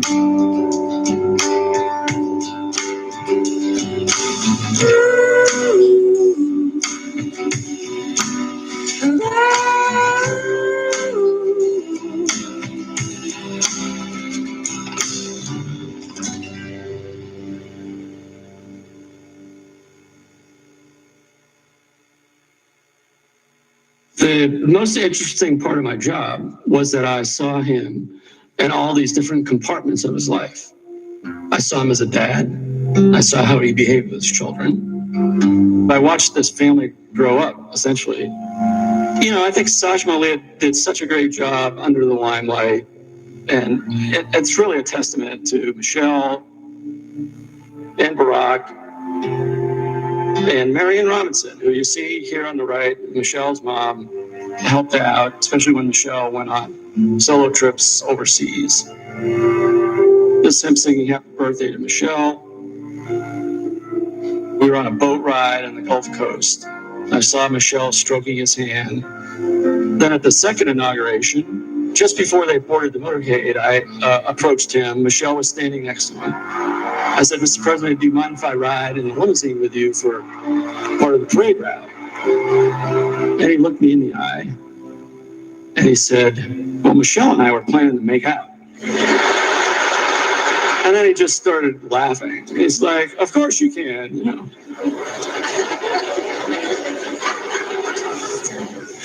And he'll tell you that the best day at the White House was the day that Congress passed the Affordable Care Act. Not true. The best day for him at the White House was the day that Sasha's coach could not make the game and he got to coach the game. With a little help from Reggie Love. So the Sidwell Friends Vipers were undefeated. And during the first half, under the tutelage of Coach Obama, they fell behind. So he called timeout. And Sasha's looking at him like, "Dad, you are embarrassing me. These are like 9-year-old girls." And he's coaching as if this is game 7 of the NBA Finals.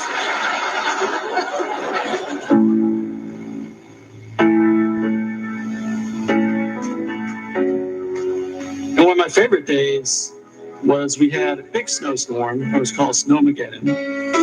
And he ended up coming out for about 2 hours. It was just the 3 of them and me. At one point, they were in the Rose Garden. And Sasha, you can see what she's about to do. She did it. I mean, like, who else could throw a snowball in the face of the President of the United States and not get tackled by the Secret Service? To this day, he has a photo that's the lock screen photo on his iPad. And it's this picture of the 3 of them doing snow angels on the South Lawn. And then they grow up. Where did the time go? You were just a little girl in my arms. I can see it with my eyes closed. There's a moment when our world was so calm. Princess in a kingdom, I would gladly give away the throne to see you smile. I wish that you would stay young. And although you've grown, you'll always be my child. Snow angel, I just want you to stay this way forever. Snow angel, in my heart we'll always be together. Snow angel.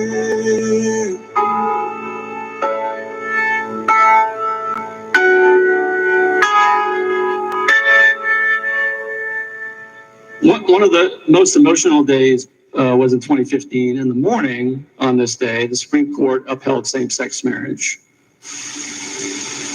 It was beautiful, summery, warm morning.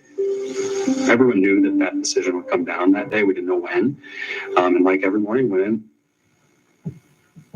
Now, this part here, this was something that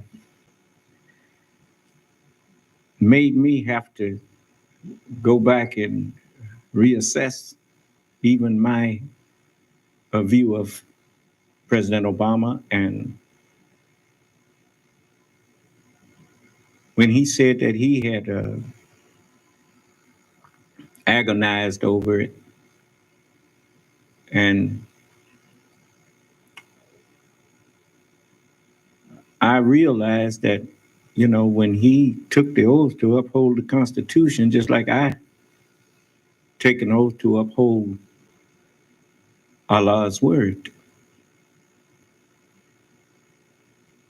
When when the Supreme Court came down with people having the right to same-sex marriage, if that's what they wanted to do, I was, I said, what in the world are these people doing?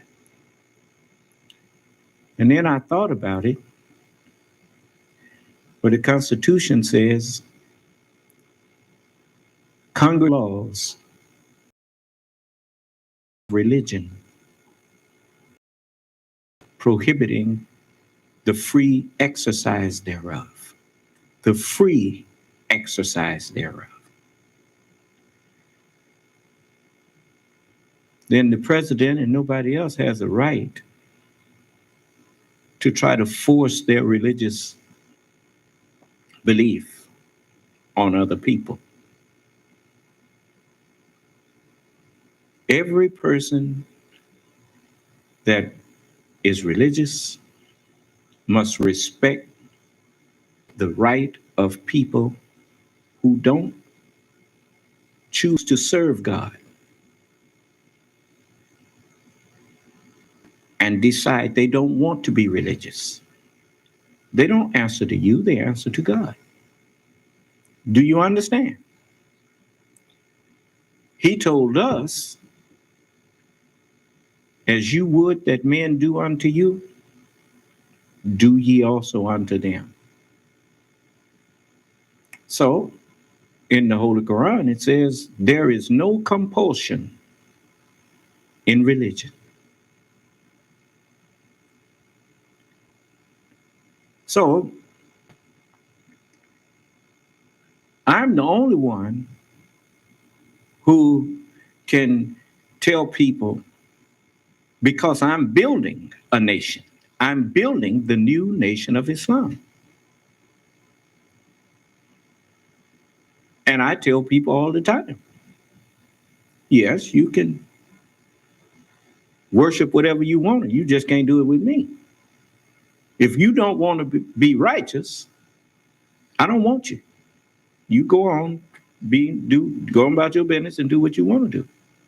I'm not, the only ones that I'm interested in being part of the new nation of Islam are people who are ready and willing to submit entirely to the will of God. This nation is starting off like that. And that's all it's going to ever be.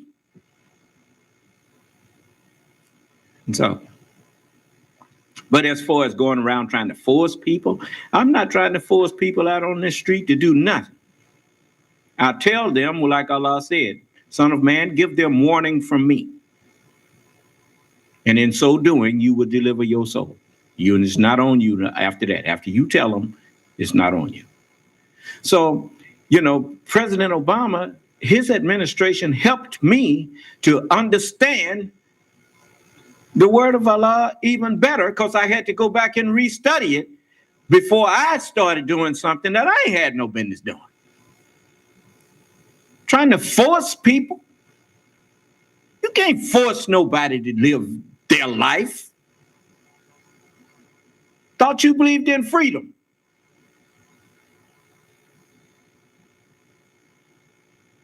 But I can sure warn you of the consequences of making the wrong choice.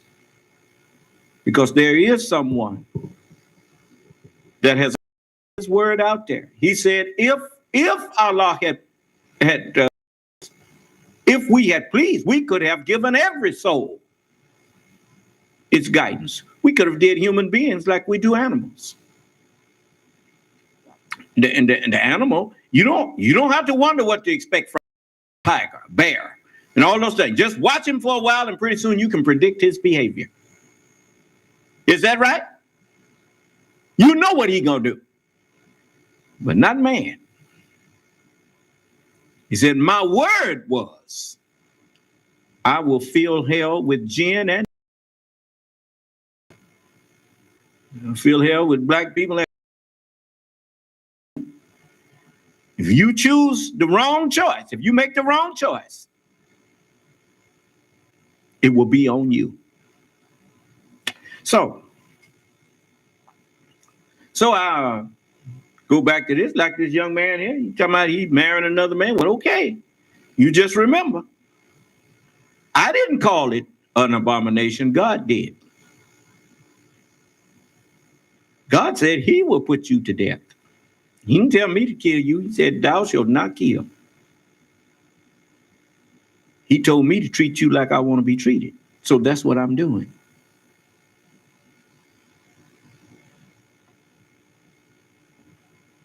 Unlock the door, turn on the television. You can hear the cheer in the crowd. A very dramatic moment here, a 5-4 decision. I called Joe, my now husband, who was there, and I said, it's done.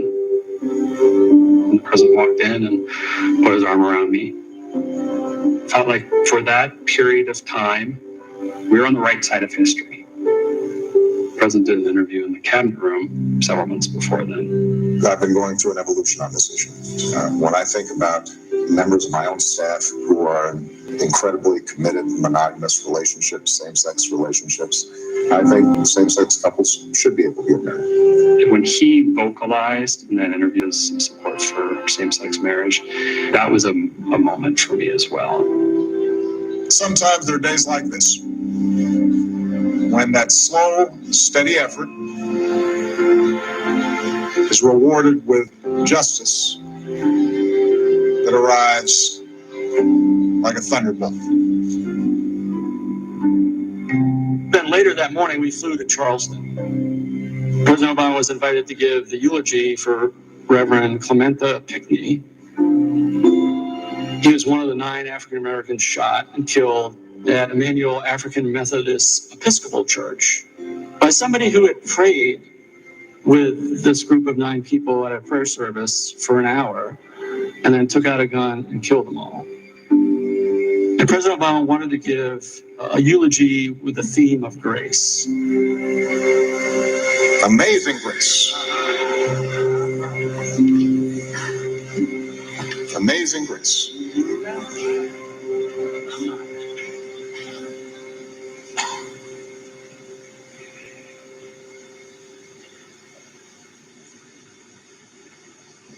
Amazing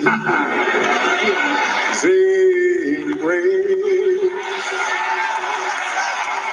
how sweet the sound that saves a wretch like me. It was emotional in the moment, as you can imagine. I didn't know he was going to sing Amazing Grace. And I didn't realize, like, the struggle. You could see him trying to decide, can I pull this off?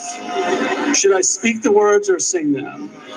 And he's trying to get the courage up to sing, and he did.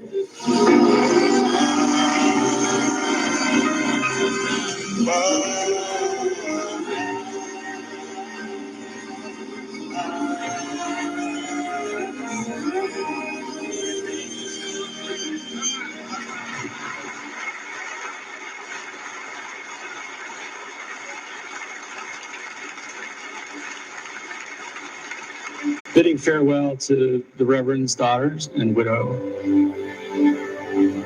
Meeting with some of the other families backstage. And then we flew back to DC. Someone had decided to light the White House in rainbow colors. These are all White House staff out on the North Lawn. People were crying, people were drinking champagne. It was, I think, one of only 2 times that I called my wife. I said to her, I don't care what you're doing, what you're wearing, get in a taxi and come to the White House. You need to be here to see this celebration.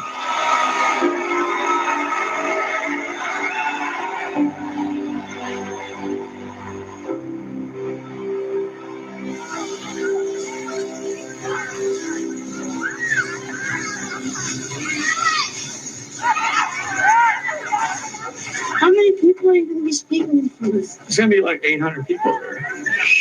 Yeah. You ready, man? Am I ready? Yeah, you ready? Yeah. Was Obama nice? Yeah. You'll hear all about him today. See? Clearly, I could see what he meant to the African American community. As time went on, I was probably more aware of just trying to tell the story of what it meant for them.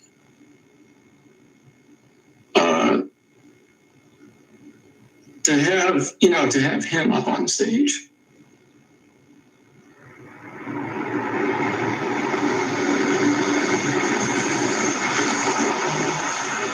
It was often in the back of my mind that he was the first African-American president, and I had to incorporate that into my photography. This is Ruby Bridges in person and as pictured in the famous Norman Rockwell painting. She was the first African-American to desegregate schools in Louisiana. I think it's fair to say that if it hadn't been for you guys, I might not be here and we wouldn't be looking at this together. So this is Paul McCartney singing Michelle to Michelle. The next day, I was walking on the colonnade with President Obama. I said, that was really cool last night when McCartney sang Michelle. And President Obama turned to me, he goes, yeah, I don't think Michelle Obama, growing up on the south side of Chicago as a young African-American kid, thought someday she'd be sitting in the front row of the White House as First Lady as the former Beatles sang her namesake song. And then there's this picture. This is Jacob, Philadelphia. At one point, Jacob's mom said, Mr. President, Jacob has a question for you. So Jacob's kind of like, Mr. President, my friends tell me that my haircut is just like yours. And with that, President Obama bent over, Jacob touched his head, click, I got one photo and it was gone. That image was what Barack Obama had said to us 2 years ago in an office in Chicago. That kid, he literally can't even believe, even though he's seeing the President of the United States in the Oval Office, until he can feel his hair, he doesn't truly believe that he's just like me. That single image stands for so much more. It stands for how kids will see themselves differently forever. But two, I think it tells you something about Barack Obama, that at the behest of a 5-year-old kid, you would go ahead, bend over, and let that kid touch your head like that.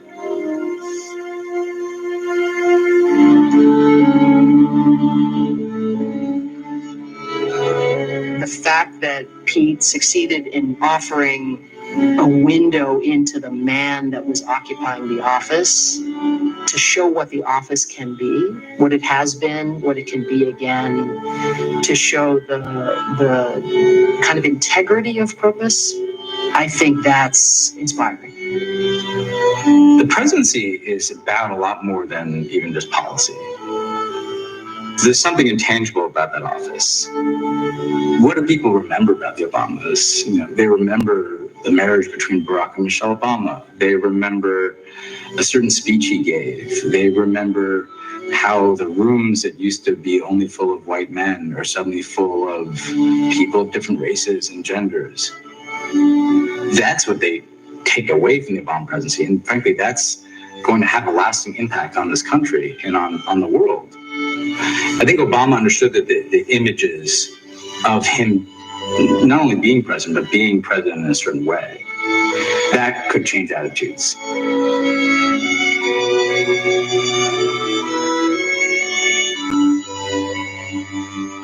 It did, I think, change perspectives on what is possible and what is achievable for people of color in this country.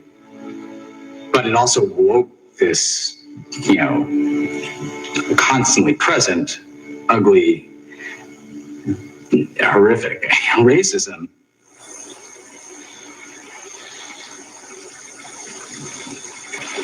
When I first met Pete, his politics were not at all evident. You know, I always wondered, what did Pete Souza get from President Obama? Like, how did he change? Because he spent so much time with President Obama. The political concern, you know, the feeling that you have to care and make a difference. You can make a difference. He could no longer be this fly on the wall. And I would see these moments where Pete became furious for President Obama. The way in which Pete is most changed is by becoming a vocal political person because of President Obama.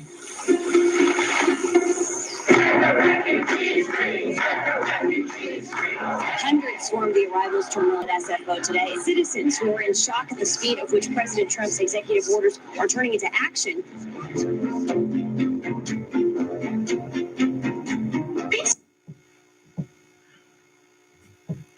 Now, as I was watching those, the way I see it, you know, that's the title of that by Mr. Souza.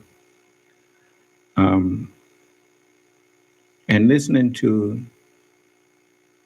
white people speaking truths and even at times admiration for the first Black president,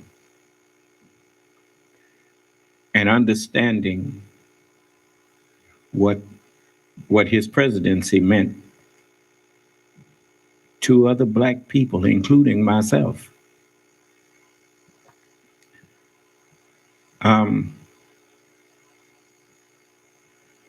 I thought about what the Honorable Elijah Muhammad said. He said, there are white Muslims in America, and lots of them. He said, and they recognize and respect you. He said, you must recognize and respect them. And so, you know, he said that back in 1974. It took me some years to realize how true that was. Of course, it took me some years to grow up, to grow into what he was teaching, and to be able to make steps to take it further and walk not just in it, but out of it and make more steps, like the Jesus said. He said, by me, if any man enter in, he shall go in and out and find pasture. And so I'm able to do that, thanks to what they taught me. And so no matter how dark the last 4 years have been, you know, as the old saying goes, Weeping shall endure for a night, but joy comes in the morning. Huh?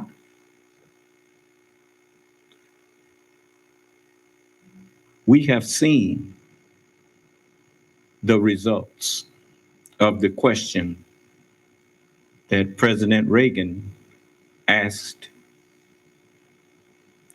back in the 80s. Are you better off now than you were 4 years ago? Our answer to that was no, we was not better off. But now we are better off than we was 11, 12 days ago. Huh? Yes. You know, you have people that can always throw insults.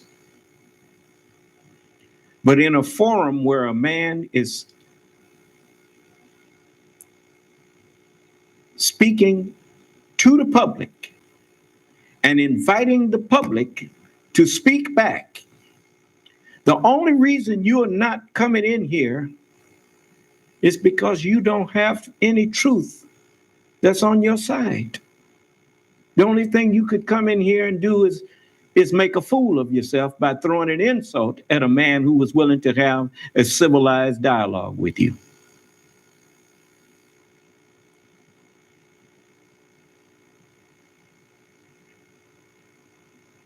As I told people way back, I said I didn't understand how a black man could become president of the United States. I said I must have misunderstood something. The messenger said that as long as the stars and stripes is flying over America, it will always be a white one in the White House. And when that happened, I almost got thrown for a loop. I said I got to go back and study some more. So I done missed something here. I didn't say the messenger lied. I went back and studied his last sermon again. And in his last sermon, the words rung out. Matter of fact, I'll let you hear them.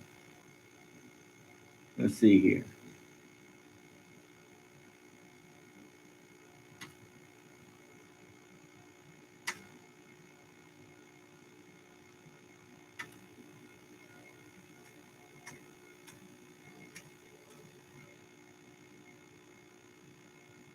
Let me see.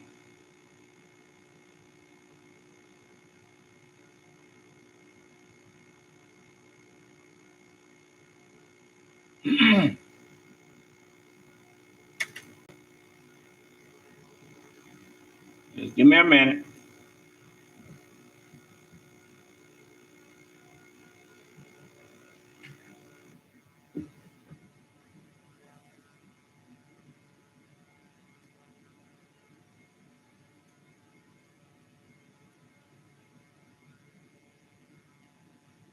Freedom. Justice and equality. Yes, sir. That's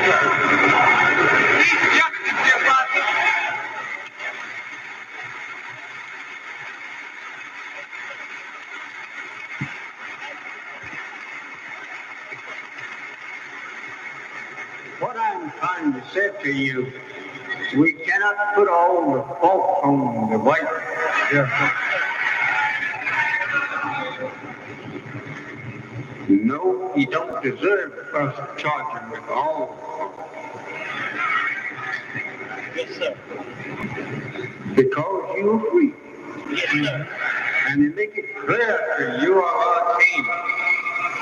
And give to you and me a flag representing freedom. Justice and equality. Yes, sir. We'll hoist that flag right here. Yes, sir. On his star. Yes, sir. He didn't say take it down. Mm-hmm. Yes, sir. No. He did not hinder you from hoisting your own flag right up beside him. Yes, sir. So we must get up and do something for self. Yes, sir. Seeing that nobody's hindering us. Yes, sir. From doing for self, we must go and do for self. Yes, sir. And stop charging the old slave master with being our hindering cause. Yes, sir. He's not. It's ourselves. Mm-hmm. Yes, sir. Thank you. Ourselves. Thank you. See? As he said, we hoist our flag right up here on this soil. He did not hinder you and me from hoisting our flag right up beside his. He didn't say take it down. Huh? So they are not to blame today. As he said, we are to blame. No more charging him with being our hindering cause. It's ourselves. It's ourselves. You talk about he kill our people and what? Yes, he ain't killing our people. But we kill more of us than he do. That's the truth. Just like he kills more of his own than any of us ever did. Huh? All people are guilty of that.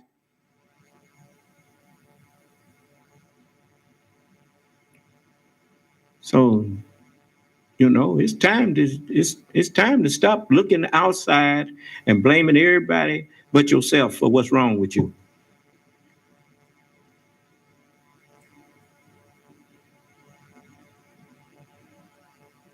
It's time for you want to call yourself a man, then start taking responsibility for yourself and for what happens to you. And stop trying to blame everything on somebody else.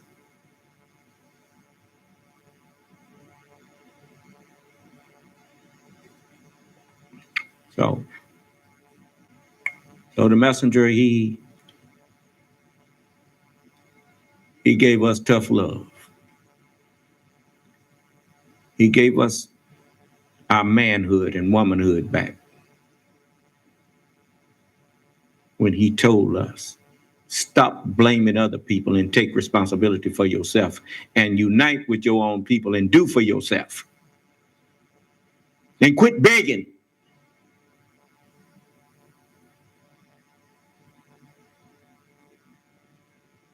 So that's what we're doing. We're uniting and we're doing for ourselves. And doing for yourself don't require that you harm other people.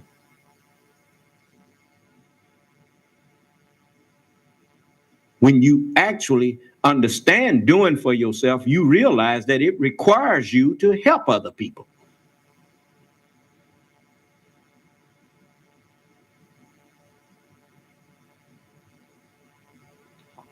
So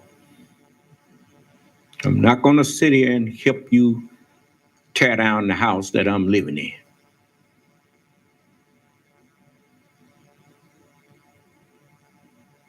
Now, if you don't like something that's going on in the government, they gave you a way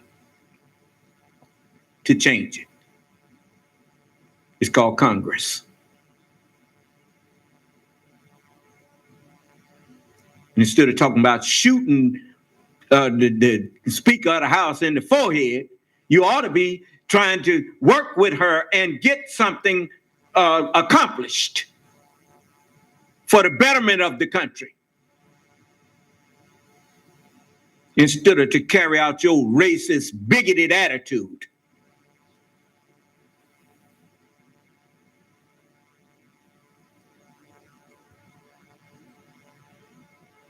Anyway, it's late. Did anyone have any questions? I told you I don't like to go past 2 hours on Monday. But I did think these things needed to be said, and so I said them. And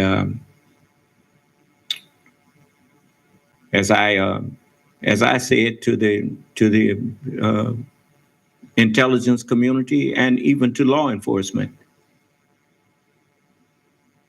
if you think that I'm doing something that's harming your country, all you got to do is tell me. I'll quit.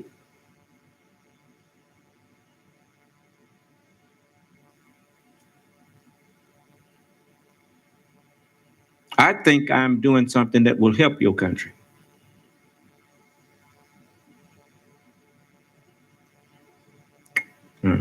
If I've lived among you and been a peaceful citizen of yours all my life. Ever since I accepted Islam, you ain't never had no problem out of me. I don't carry no gun. I don't need no gun permit. I don't need none of that because I don't want no gun.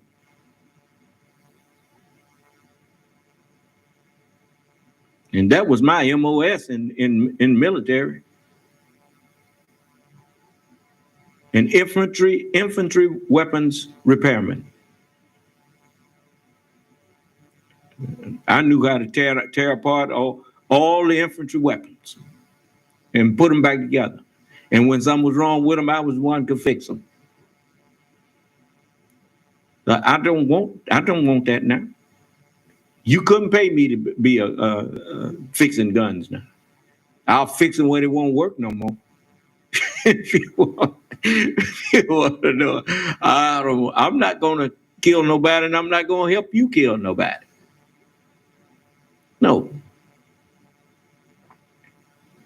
Now, all you got to do is leave us alone, and you ain't got to worry about us. Ain't nobody going to bother you. Nope. You don't make peace with your fists. You don't make peace with a weapon. You make peace with the words of the author of peace.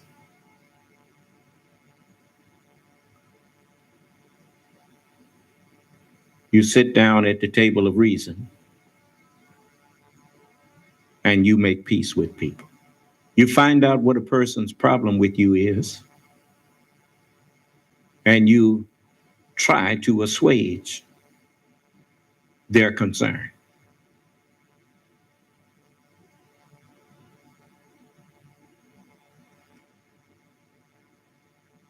But the problem with most people is that their problem with other people is that they have taken an unjust position against other people. I mean, you hate black people, you who feel that way, as if we chose to come here like this, as if we had something to do with that. I mean, that's an unjust position you have taken. The color black haven't did nothing to you, any more than the color white has harmed me. Now, the mind that's in some black people and the mind that's in some white people may have caused them to do harm to you, and that's what I'm here to put an end to. I can't take away the sins of the world unless I take away the sinful mind that's been in control of the world, and I'm taking that one away. I'm putting it to death. If you don't believe I'm putting it to death, how come can't nobody come in here and produce an argument against anything that I say? It's because your mind is not wise enough to produce an argument against what I say, which means your mind is dying. Now, if you don't let me give you a new mind, you ain't gonna have one. Not you ain't gonna have no new mind. You're not gonna have no mind.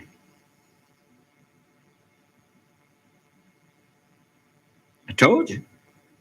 Whosoever doeth any work in the Sabbath day shall surely be put to death. The man that wandereth out of the way of understanding shall remain in the congregation of the dead. When your mind gone, you ain't no problem against nobody. Because you ain't gonna have no mind. You ain't gonna be no problem for me. I'll be able to take a baseball bat to you if I wanted to. Because you won't be able to do nothing. Your mind gonna be gone. I know you don't believe it, even though you watching it happen. So some of you is beyond reach now. You can't even have an intelligent conversation with someone that disagrees with you. Because your disagreement is not even a disagreement. It's based on emotionalism, hatred, bigotry. You've been hyped up. You ever tried to reason with somebody who was been hyped up, done shot up, or done got high on something? You can't reason with them.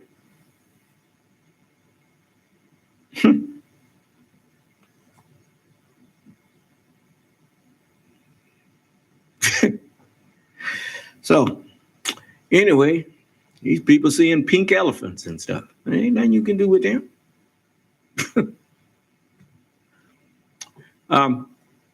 If there ain't no questions, if there aren't any questions, anyway, I'm going to let you go. Then may Allah grant each of us a heart that, was there something? A heart that inclines to truth and righteousness, and save us from the hell that he has promised the devils and their followers. So, may Allah's salam alaikum.